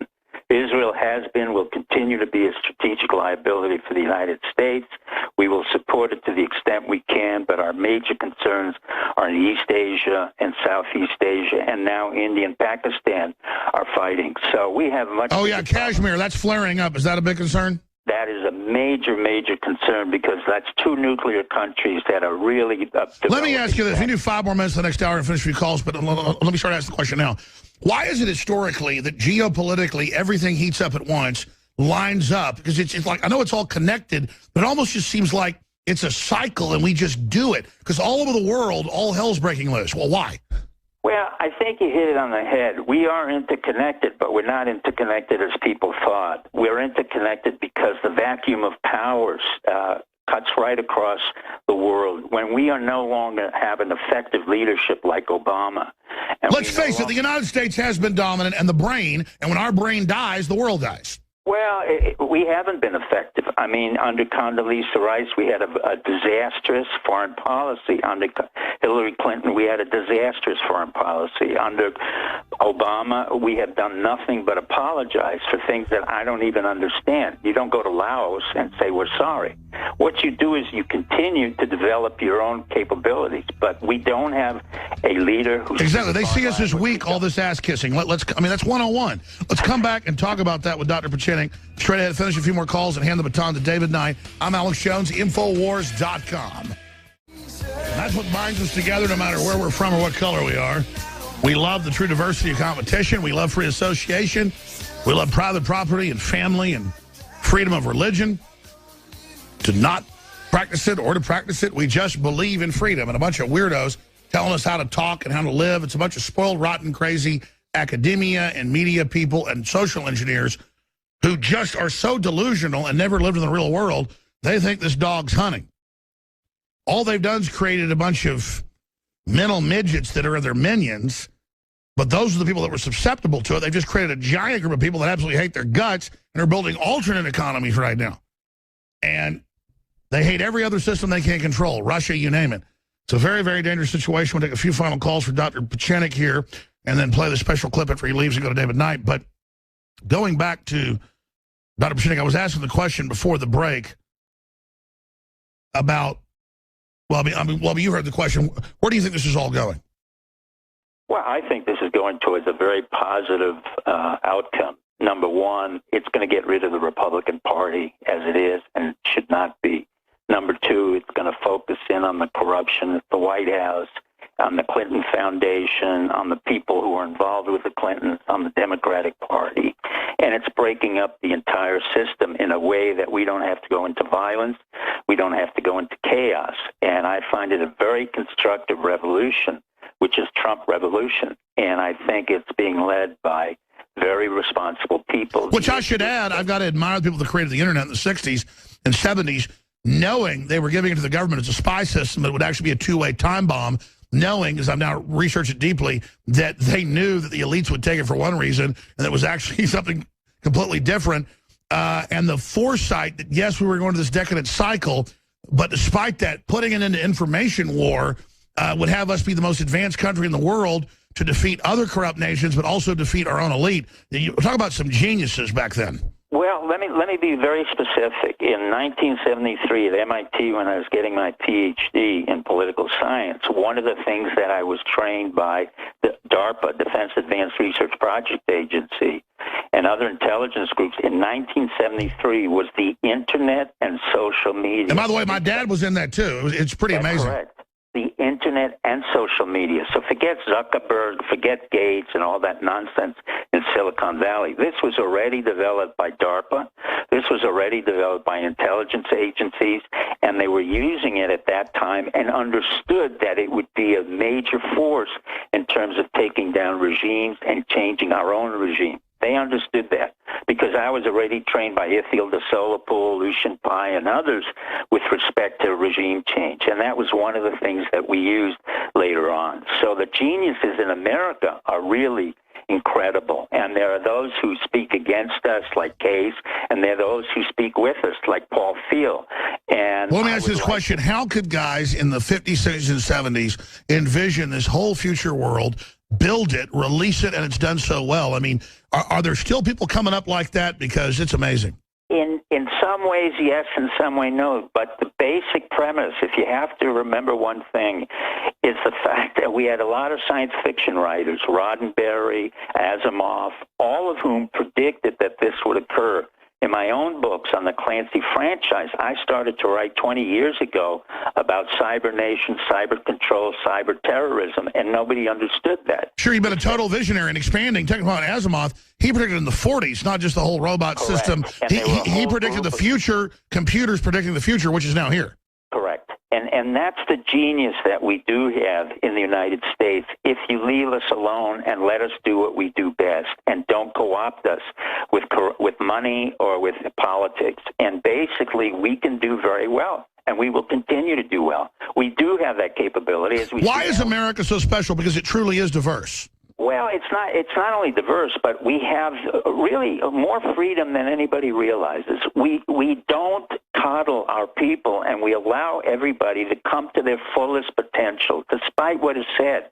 And that's why it's a purposeful, politically correct attack to go after our real diversity and not coddling, and claim that coddling is freedom to create a stagnant system. It's a huge crime.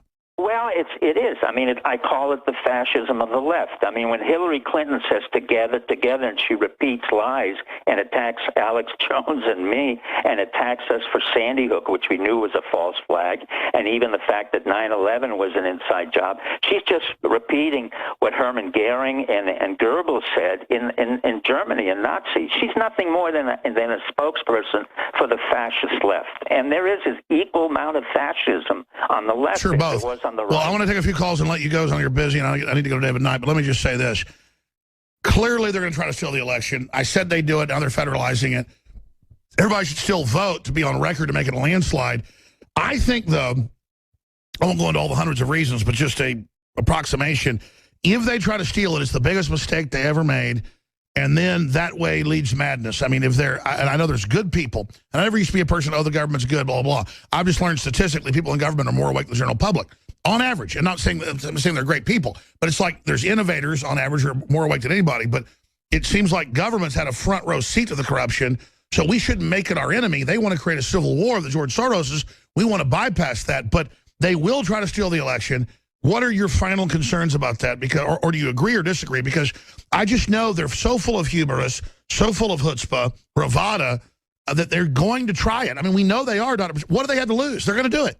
Well, they have everything to lose. They will try to denigrate again Trump, and they will try to denigrate you and me and others involved in it. It will not work. What will happen is basically they're in the process of hurting themselves. They're in a spiral of self-destruction. She was in that spiral from the very beginning when she never disavowed the activities of her husband, who was a total jerk, and really was ineffectual. And that spiral of self-destruction will continue. Now she's physically and mentally incapable, so someone has to take over. It won't be Bill Clinton, it'll be Podesta. Which shows this elite is incompetent that they would put a corpse forward. I mean, this is the biggest, I keep going back to that. This is a total indictment on the Democratic Party and the establishment, and I guess they shouldn't have a crazy old Nazi collaborator at 87 running it. Well, they put up their choice. It's not an issue anymore of Democrats versus Republicans. It's an issue very much of the American public wants a revolution that's effective, constructive, and lets us to continue to be the predominant power in the world without attacking Iraq, Syria, and oh, can you imagine when Trump cuts taxes by half? Oh, my God. Well, you know, self-destructiveness is something that we can change by throwing them out. And we can't change the behavior. I mean, you see the nonsensical points that she makes. You see how the entire media is corrupted and co-opted. Remember, the Zuckers who have to run CNN and the other cable companies have lost their audience. You have, as you said before, and I know, a far bigger audience, but we fund these cable companies because of the fees we pay. I was about to say, I'm not bragging. It's surreal to know that we had 2.5 million viewers last night just on streams, and it's growing. Right. It's surreal to know we had 24,000 phone calls that tried to call in. And I look at CNN's ratings, so I don't get this paradigm, because I still psychologically, you're a psychiatrist, feel like CNN's bigger than me, even though they're not, and I don't understand it. It's kind of like you finally see your dad, he's shorter than you, but he still looks bigger than you. I don't know how to explain that. Well, what it is the paradox of intention. They think that they can pull all kinds of fast tricks when, in fact, they're hurting themselves. Let me give you an example. The very opening of that whole debate with Francenkopf, his nonsensical statements, and then bringing out a Singaporean student to talk about democracy was absurd. Singapore, under Lee Kuan Yew, whom I knew and I worked with, is the most repressive society in Asia. It is effective, but it is a demagoguery. And to put him there as a symbol of democracy was an absurd statement on behalf of the University of Washington and the man who ran the so-called Presidential Commission. They had no idea what they were doing. It shows you how... Isn't Singapore a British totalitarian test? Well, it was, but Singapore left, and Lee Kuan Yew, who was studied at Oxford, got a Ph.D., initially became a communist, made it into a highly repressive... No, I know. They call him the dean of the island and everything. And it's correct. I mean, he is a highly honorable individual, but he is total repression. So to put a Singaporean student there to represent democracy is an oxymoron. I was about to say, but that's the problem. As soon as he goes, he's an honorable guy, runs a technocracy. And so, yeah, low crime overall, but it's a total tyranny, but a good tyranny in that it was run by a good guy. As soon as he leaves, it degenerates. That's correct, but it shows you the stupidity of the Presidential Commission, the fact that neither one of the examiners, Anderson Cooper, questioned it. It showed you that Francenkopf had no idea of what he was doing, and it showed you the University of Washington had no idea of what they were doing. So once again, ignorance is prevalent in our academia, in our media, and in our candidates. And Trump is learning, and he's a fast learner. And the minute he picks that up, he hits them. And that's what people can't tolerate. Also, they envy him because he was able to achieve a wealth at the risk of his own well-being. I mean, you don't get to build billions of dollars of net worth on the basis of somebody giving you millions. You can still throw that away. That's not even relevant. He never gave up. And you can see he keeps on going on flight after flight after flight to town after town, whereas Hillary can't do anything. She's totally incapacitated. And it shows how the media goes along with it, and they wonder why their ratings drop.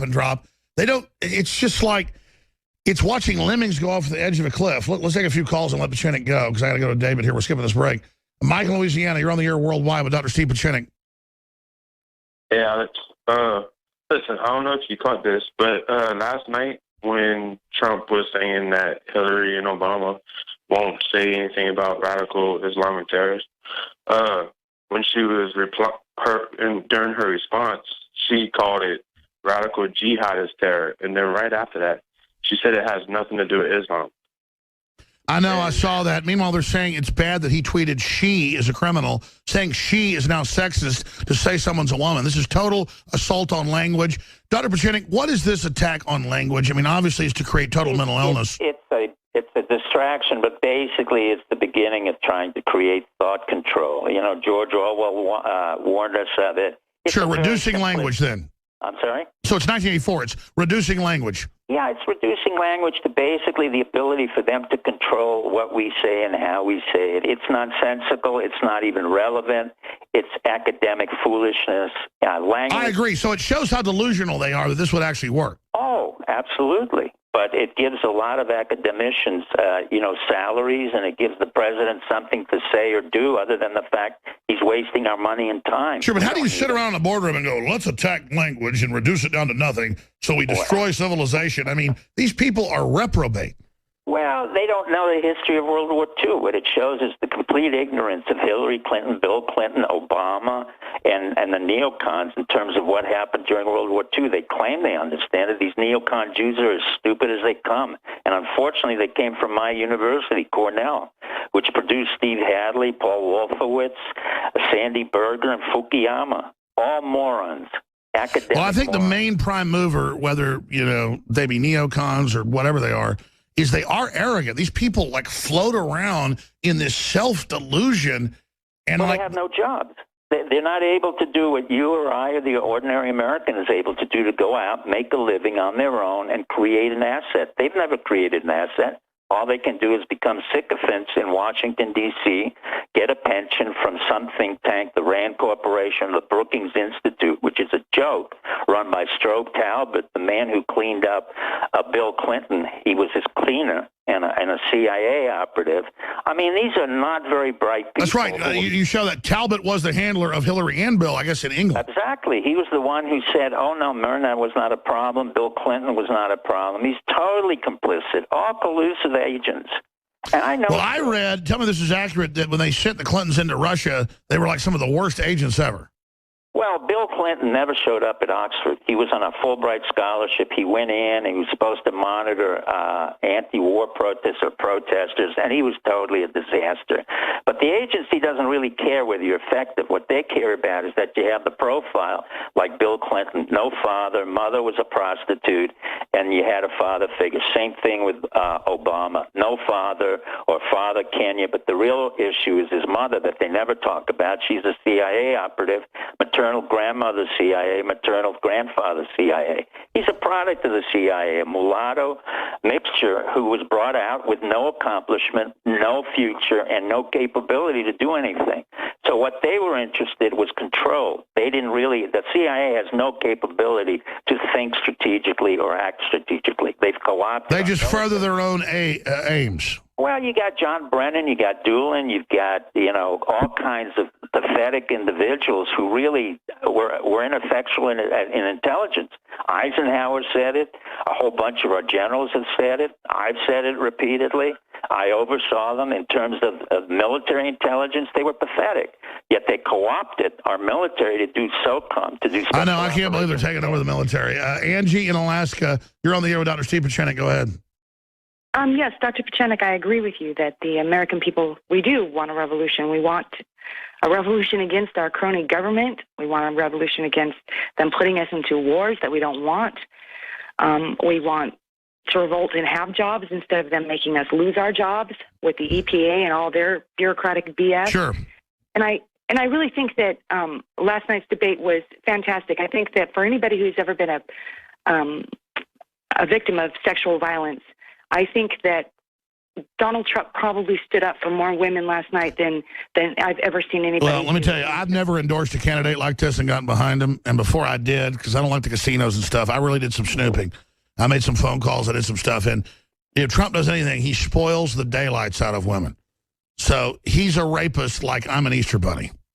Yeah, I thought it was phenomenal that he stood up for those women. And if anybody's even seen the videos, it's deplorable what the Clintons have done to these women. And I just, our senators up here, they're like, this weekend they were saying, oh, they're not going to support Donald Trump. He needs to stand down. And yeah, doesn't that go to the arrogance? Bill Clinton is settling rape cases. Hillary covers up. She represents pedophiles, and they're bitching at him about some secret edited racy tape put out by a Bush, and Jerry Falwell Jr. has come out and said he thinks the Republicans leaked it. Of course him leaving the show is fake. Of course Bush did this. Of course it's edited. You can hear the damn tape. Now, you can tell Trump's advisor said, listen, they'll never believe it's edited. Just say you're sorry. The damn thing is edited. They're asking him questions. Dr. Pieczenik. I think what you said, madam, is correct. And I think what you need to do and your colleagues in your state is to put your representatives on notice to explain to you and to everybody else what in fact are they accomplishing. What in fact have they done other than go to meetings and talk a lot? I find, and I've treated many congressmen and senators, I find they do nothing. I find that they spend years just talking about themselves. They're not visionaries. The elite hire a bunch of yes men. We need visionaries again. Well, I'm not sure we even need congressional representatives and senators, because I think what this person, you've pointed out very clearly, all they really do is basically talk and talk down somebody. But as a constituent, I want to know what my representative does. And I'm not very impressed on either side. But I am impressed that it cost us a lot of money. Well said, Dr. Pieczenik. Folks really love you on the show. It's crazy. You've been on 15 years. I love to be on your show, and I admire what you've done. I know, Alex, you don't like it, but you have been in the forefront, and that is important, Alex. Well, I can't help it. We could not have done this. I'm being very frank. You know, when I had Steve Quayle and then you guys, I mean, it's been a huge effort on behalf of a lot of people, but you've kept on going. And whatever vitamins you're taking, please keep on doing it. Well, God bless you, brother. We'll talk to you soon. We appreciate your work. Take care and bless the audience. Thank you. All right, I'm out of time. I got callers in Canada, everything. I got to go. I got meetings, and I got a sick family member. I got to go deal with it. So a lot going on. I want to go out to break with this clip. This is something they put together. We're going to go put this out as a viral video with just a shorter GIF of it. But this is Clinton with the creepy eyes, but in slow motion, it's even worse. With Trump in slow motion, talking to him, it's epic. Let's start rolling it. But Bill Clinton was abusive to women. Hillary Clinton attacked those same women and attacked them viciously. 4 of them are here tonight. One of the women, who is a wonderful woman, at 12 years old, was raped at 12. Her client, she represented, got him off, and she's seen laughing on 2 separate occasions, laughing at the girl who was raped. Kathy Shelton, that young woman, is here with us tonight. So don't tell me about words. I apologize for those words. But it is things that people say. But what President Clinton did, he was impeached. He lost his license to practice law. He had to pay an $850,000 fine to one of the women, Paula Jones, who's also here tonight. And I will tell you that when Hillary brings up a point like that, and she talks about words that I said 11 years ago, I think it's disgraceful, and I think she should be ashamed of herself, if you want to know the truth. Her client, she represented, got him off, and she's seen laughing on 2 separate occasions, laughing at the girl who was raped. But what President Clinton did, he was impeached. He lost his license to practice law. He had to pay an $850,000 fine to one of the women, Paula Jones, who's also here tonight. And I will tell you that when Hillary brings up a point like that, and she talks about words that I said 11 years ago. And again, we have it slowed down too, where he turns his eyes and looks. That's what I come back with. That was the clip I wanted. But that is important to see. It's important to understand that. It's important to really just slow that down and see Bill Clinton in the crosshairs there, because nobody ever stands up against these people. And we are doing it. Infowars.com. I'm going to come back and introduce David Knight and get out of here. But this is a very big time to be alive. What am I on today? I'm on Selenium, Super Male Vitality, and X2 that I put in my water this morning. That supports the broadcast. You really want these nutraceuticals. You owe it to yourself to have these supplements. InfoWarsLife.com. It's a win-win. It funds the operation, and they are really good. All right, I'm going to hand the baton to David Knight. I appreciate the great job he did last night. The crew got an A+. I'd give them a 97 last night. I got a B+. Went a little wild during the broadcast. Should have told him to fade audio down. I was screaming over Hillary. But here's the difference. I did 6 hours. I'm the guy in the arena stumbling around with a bunch of arrows sticking out of me, so it's okay. But the crew is amazing. They did a great job. I'll hand the baton to David Knight. Here's the bottom line. The hoax, the big... Trump didn't say, I'm Mr. Goody Two-Shoes. Oh, my God. He said, I want to fight the globalists. I want better trade deals. I want to cut taxes. We know the old crime family's there. I'm not going to defend Trump if he goes sideways when he gets in office. But they're going to be after him day one. But buying into some hoax and it's all over, some edited tape the Bushes put out, even Jerry Falwell Jr. sees through it. That's up on Infowars.com. We got new WikiLeaks. I'm talking about dead bodies and buried bodies. I mean, this is, thank God WikiLeaks is putting this out. Just see through it. Now, if Hillary's in prison and they're all in trouble and stuff's better, we got a better candidate and Trump's doing bad stuff. Okay, Trump, you're in trouble. But, I mean, it's a joke. Can you imagine if Trump had represented a child rapist and knew the person was guilty and they put a 12-year-old girl in a coma? What they do to him, or if he was on Epstein's plane. I mean, it's ridiculous, the hypocrisy. And thank goodness that's all blowing away. The third time they say he's going to resign, step down, all the Republicans are against him. Don't let these Republicans creep back and support him again. You guys should, everybody that came out against Trump is public enemy number one, should have recalls and should be removed. You pieces of trash. David Knight from the radio studio takes over. Nightly News tonight, 7 o'clock Central. Lord willing, I'll be back tomorrow, 11 a.m. to 2 p.m. before the next host takes over. If you're watching this transmission, history just happened. Trump took the gloves off and won big time, despite the fact it was 3-1. David Knight. Thank you, Alex. You know, I was just looking at this article from Geraldo Rivera saying, I've got tapes of embarrassing statements from Donald Trump. Putting this out here, and I want to remind you of where Geraldo Rivera is coming from. You know, this guy is someone who just... This is Al Capone's vault. Yeah, he found him in Al Capone's vault, yeah. That was his famous episode before. But one of the things that he's gotten a lot of flack for recently, and maybe he's trying to inoculate himself from criticism because he supported Roger Ailes. And he came out and he said, well, after he supported Roger Ailes, and after Roger Ailes left, he said, I want to apologize for having supported him. And Juanita Broaddrick said, too little, too late. The same thing you did to the women Ailes abused is what you continue to do to the women that Bill Clinton abused, Geraldo Rivera.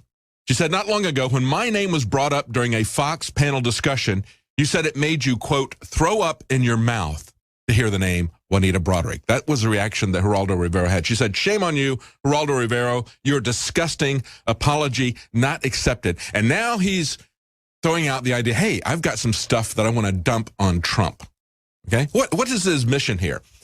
Is Geraldo trying to, again, inoculate himself? Has he got an agenda that he wants to purify America's speech? Does he want to make the White House pure, clean up the media, clean up television, clean up film? No. He opposes Donald Trump on policy. But this is the method he chooses to attack him, just as the Bushes used that method to attack him. And now Billy Bush has been suspended by NBC. Why? Because NBC was going to release this stuff. Billy Bush couldn't wait. He was working with the Clintons. And when all of this stuff that we're going to talk about here in just a couple of moments here that came out with Podesta's emails, very damaging stuff, they had to come up with something to distract you. They needed a red herring. Remember that? A red herring. When the fox hounds were on the trail of the fox, they would have the people that didn't like fox hunting in England come out with stinky fish, with red herrings, and run them over the trail of the fox when he runs by to throw the hounds off of the scent. And that's precisely what Billy Bush did for Hillary Clinton. They all work together, folks. I thought it was pretty amazing to see how the media was coming out against Donald Trump yesterday. You look at the way Politico spun it yesterday. This is the conventional wisdom of the pundits yesterday before the debate. This was yesterday afternoon. Politico, Glenn Thrush says, Trump isn't merely facing an uphill battle last night. He said, or the widespread perception he's not up to the job, or even that he's too unlikable to get elected. No, he's having to grapple with all of these problems at once, while cloaked in disgrace, coping with an unprecedented defection of more than 24 Republican former supporters who feel that endorsing him has become a moral transgression. Making a big issue out of nothing. That was what the red herring was about, folks. They were trying to throw this away. You understand, this is about the policy issues. They try to make it about something else. They try to make it about something that they do all the time. The very people who give us this potty mouth culture, this over-sexualized culture, the very websites that have softcore porn or hardcore porn all over the website, they have a problem with what he had to say. Yeah, it's the society we live in. Unfortunately, it's the society we live in. But what hypocrisy for these people. As I said last night, it's like Matt Damien, who makes all of his money doing films about Jason Bourne and guns, coming out to try to shut down guns. But Trump really was the man in the arena. He rose to the occasion last night. But even after that, we see Bob Schieffer, the former Face the Nation host, saying, I am disgusted with this. This was disgraceful what happened last night when Donald Trump won. When Donald Trump did the unprecedented and brought out these women who were victims of Bill Clinton to emphasize the fact that we're not talking about consensual sex with Bill Clinton. It was never about that. The media made it about that 20 some odd years ago. They made it about Monica Lewinsky. They made it about Jennifer Flowers. They didn't want to talk about Juanita Broaddrick and those issues. They didn't want to talk about the rape. They wanted to say, well, he's having an affair. And guess what? All the people who were shaking their heads and going tisk, tisk, tisk about what Donald Trump said, and I'm not defending his comments about trying to commit adultery, but these same people saw it as a badge of honor for Bill Clinton. He became even more popular with the very Democrats who are now criticizing Donald Trump. But here's what Bob Schieffer said last night, because he was so distraught about the fact that Donald Trump turned this around, went on the offensive, and made some great points. So Bob Schieffer says, this is disgraceful. He says, here we're marching in women into the hall who are supposed to have some relationship with one of the candidates' spouses. What's that supposed to prove? Well, it proves that Hillary Clinton has, from the very beginning of her career, thrown women under the bus for her career. Just as she did that 12-year-old girl, threw her under the bus, laughed about how she got this rapist of a 12-year-old girl off the hook on a technicality. And she has done that for Bill Clinton time and again and again and again. And so Donald Trump brought those women in to remind people this is not about consensual sex. This is about rape. And it is about the woman who covers for the rapist. The woman who throws the women under the bus and says, vote for me because I'm a woman. I'm all about women. Yeah, right. But he says, listen to what he had to say. They're supposed to have had some relationship. See how Bob Schieffer spins that? They're still selling that. These women are supposed to have had some relationship with the spouse of a candidate. What a liar. What a, Bob Schieffer, you are a disgrace. You and CBS and NBC and the rest of these people who have their hidden agenda, who are rigging this, you're a bunch of liars, crooks, and thieves. Absolutely amazing what they did. Donald Trump nailed Hillary Clinton last night.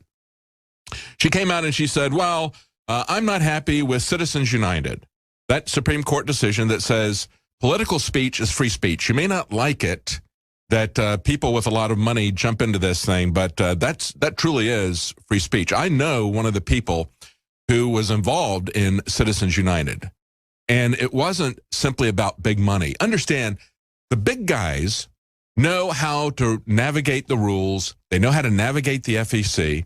They know how to give millions of dollars to the candidate that they want to give money to. No question about that. It's the small guys that get trapped, like Dinesh D'Souza, who didn't understand the rules. Dinesh D'Souza could have easily given $25,000 to his college friend if he had gone through a super PAC. He could have created a super PAC, filed the paperwork with the FEC and so forth and so on. These other people are giving millions of dollars to these candidates and get away with it. Don't have a problem with it.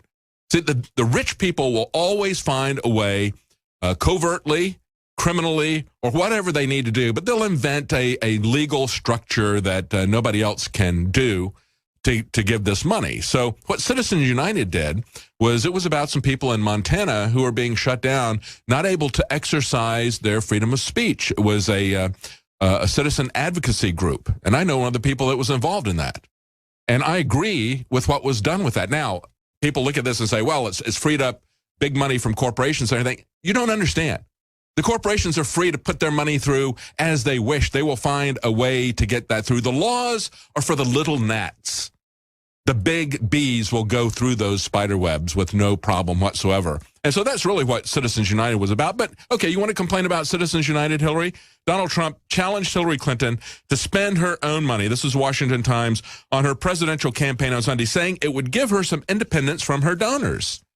Clinton had blasted the Citizens United court decision that opened the door to groups spending unlimited money to get a message out on elections. She said she would appoint Supreme Court justices who would overturn that ruling. And so Donald Trump called her on her bluff. He says, hey, you don't have to wait for that. You can spend your own money. You don't have to be beholden to Wall Street. You know, you don't have to give those $250,000 speeches and do them over and over again. You don't have to make $22 million talking to bankers on Wall Street. You know, you can use your own money. You've made a lot of money with those speeches, so you don't have to rely on Citizens United. Go ahead and do it, Hillary. He called her bluff. He came out and he said, well, I'm going to spend up to $100 million on my own money on the campaign. So he challenged her to spend $30 million. Why don't you spend $30 million, Hillary? Out of the $250 million you and your husband have gotten from Wall Street speeches. Says, why don't you put some money in? Guess what? Hillary didn't say anything. That was a key thing last night. You know, when Donald Trump finally turned, he got tired of people attacking him again and again and again on this stuff that was released by the Bushes for the Clintons. He got tired of it. You know, first they came up with a questionnaire. That was enough. So then Anderson Cooper comes out. Then Hillary Clinton comes. And then they hit him again. And it's like, okay, you know what? All right, let's tell you what this is really about. And then at that point, he took over the debate. And he was in control. And when he called Hillary Clinton out on what she had done with the emails, she had absolutely nothing to say. She had this stammering, repetitive statement about, well, fact-checking. Go to my website and you'll see what the facts are. Read my version of the facts. I fact-check all this stuff about the emails. We know what's going on with the emails, Hillary. We don't need to go see your spin on your website. We know precisely what's there. She finished up by saying, and I don't like the character of somebody like Donald Trump. Boy, it's sure a good thing that we don't have Donald Trump as somebody with his character as president. He says, yeah, because you'd be in jail. Oh, and it didn't get any better for her the rest of the time through. Now, when we look at these emails, and I think this is the real story, this is why they came out with this garbage from the Bushes, from Billy Bush. They didn't want you to see what Hillary Clinton was talking about. One of the things that has bothered me since the 90s was how she got away with Cattlegate. And as I said yesterday on the broadcast, it was a classic Sting moment. Remember the Sting with Robert Redford and Paul Newman?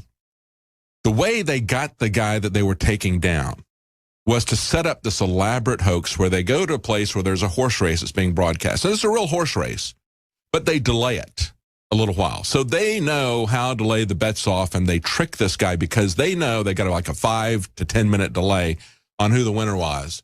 And that's how they take this guy down. That's what Hillary Clinton did with Cattlegate. You got to understand that. So she goes to a bunch of Wall Street hedge fund managers and she says, you know, it's always been a little bit risky for me to come and speak to a group that's committed to the futures market because, and there's a few knowing laughs, she says. She acknowledges, hi, you guys are chuckling. Yeah, you know what I pulled over on those schmucks, the voters, the American public. She says, many years ago, I actually traded in the futures market. I worked with a group of like-minded friends and associates who traded in pork bellies and cotton and other such things, and I did pretty well. I invested about $1,000, and I traded up to about $100,000. And she did that in a very short period of time, and then she was done, because that's the way Hillary Clinton laundered her money in the 1990s. And she's got a squeaky clean little tax return that's been prepared for her by the law firm that Comey and Loretta Lynch used to work for. They used to do her taxes, you realize, okay? That's why they're not going to prosecute her. These people are her minions from way back. But she has these squeaky clean little tax returns, but she does things like Cattlegate. She does things like the Clinton Foundation. That's where the big money is. That's where she rolls this stuff out, okay? Now, the biggest thing, and we keep coming back to this, I think, is her dream. Her dream that she told the bankers. My dream, she said, and of course, her dream, folks, is your nightmare. A hemispheric common market with open borders and a future with energy that's green and sustainable as we can get it, and we all get rich. No, she will get rich. You will be locked into the cities, into an Agenda 21 existence. That is the dream they have, taking down our countries, creating, and that's what the NAFTA trade agreement was about. That's what the European Union is about. It's about creating a political, they create the euro, they create the NAFTA trade agreement. They do this economically. They create an economic union. That's what they're doing now with the transatlantic, trans-Pacific partnerships. They're creating economic structures that will then be used to create economic disaster, to put political pressure on. As we saw the problems with the euro, we heard all last year, the only way we're going to solve this is with greater political consolidation. And of course, there's been a couple of things that have come out over the weekend, and we can see how this Agenda 21 UN agenda is going to be put on us. Understand, these folks have for the longest time had a goal of between, and the years have always been 2020, 2025, or 2030. They're always talking about that's when everything is going to happen. What is the future going to look like for you? I'm going to tell you when we come back what that's going to look like. We've got European governments right now saying they're going to ban all internal combustion engines. They're going to ban drivers from the roads. They're going to take control of our transportation. We'll be right back. Stay with us. Welcome back to the Alex Jones Show. I'm David Knight. I'm going to give you a picture of the future. Hillary Clinton's dream, your nightmare, being locked into the cities, into your little 200-square-foot padded cell. And I'm going to tell you how they're going to do that in just a moment. Before I do, real quickly, I want to remind you that we have ending soon our sale on DNA Force, 23% off at InfoWarsLife.com. And, of course, this is the supplement that is loaded with patented bio-PQQ. It's backed by 175 clinical studies, extremely hard to secure, very expensive to produce. This one ingredient costs about $30,000 per batch. And so this is a premium product. When you get this at 23% off, that is a big savings. It is one of our best supplements and one of our most difficult and expensive to produce. So take advantage of that savings, 23% off at InfoWarsLife.com. Also, our InfoWars Solar Base Power Station supply, now 33% off retail at InfoWarsStore.com. And we're talking about power supplies, solar power supplies. I think it's a great idea to have your own power supply, to be off the grid, to be independent. But understand that when we're talking about banning the internal combustion engine, about shutting down driving, that is not about getting independence. That's the exact opposite. That is about subjecting you to a control grid. That is how they're going to implement Agenda 21. You look at Agenda 21, you look at the UN Agenda for Sustainable Development, the 2030 Agenda for Sustainable Development, and you say, yeah, nobody's going to want to be confined to the cities like this. You know, the cars freed us from the cities. Most people don't want to live in crowded, expensive, disease-ridden cities. Thomas Jefferson said, cities are a threat to the health, the wealth, and the liberty of man, and it's never been more true than it is today. So cars gave us the opportunity to get to the suburbs, and the central planners, the people who run the cities, have hated them ever since. They've done everything to make it difficult. But now look at what they're doing. We've had in Europe, we had first back in April, we had Norway and Sweden say that they were going to ban internal combustion engines by 2025. And at the time they did that, everybody said, well, France and Germany are going to have something to say about that. They're not going to do something that radical, ban internal combustion engines within 9 years.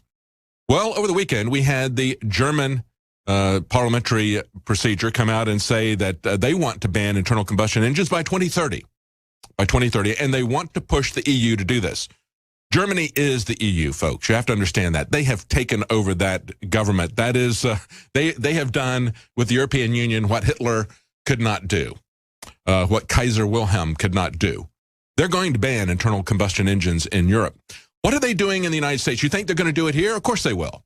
And of course, when they ban them in Europe, it's going to put pressure on global car manufacturers to go to electric cars or whatever with limited range, with all the problems that are involved in that. That's what the war against Volkswagen, against the clean diesel fuel is all about. But now look at this new front here. We have on Road and Track magazine this weekend, they said feds set a goal of 0 U.S. traffic deaths within 30 years. Let me tell you something. Whenever you see some kind of utopian pronouncements from a government, you got to know that there's going to be authoritarian mandates coming down the road. How are they going to enforce this? We've got 5 different federal agencies, from the U.S. Department of Transportation all the way down. Everybody that touches cars and trucks, all of these agencies are working on this goal. They've even got a name for it, the road to zero. The road to zero. Boy, does that say it all. They're going to lock you in your 200-square-foot padded cell inside the cities where you'll be safe as long as you don't have a bathtub or something else that can kill you. This is the insanity. This is what they're doing, and this is the way they're going to do it. They're going to control the guns. They're going to control your transportation. They're going to surveil you everywhere you go. They're going to make cars part of the Internet of Things. Join us tonight for the InfoWars Nightly News, 7 Central, 8 p.m. Eastern.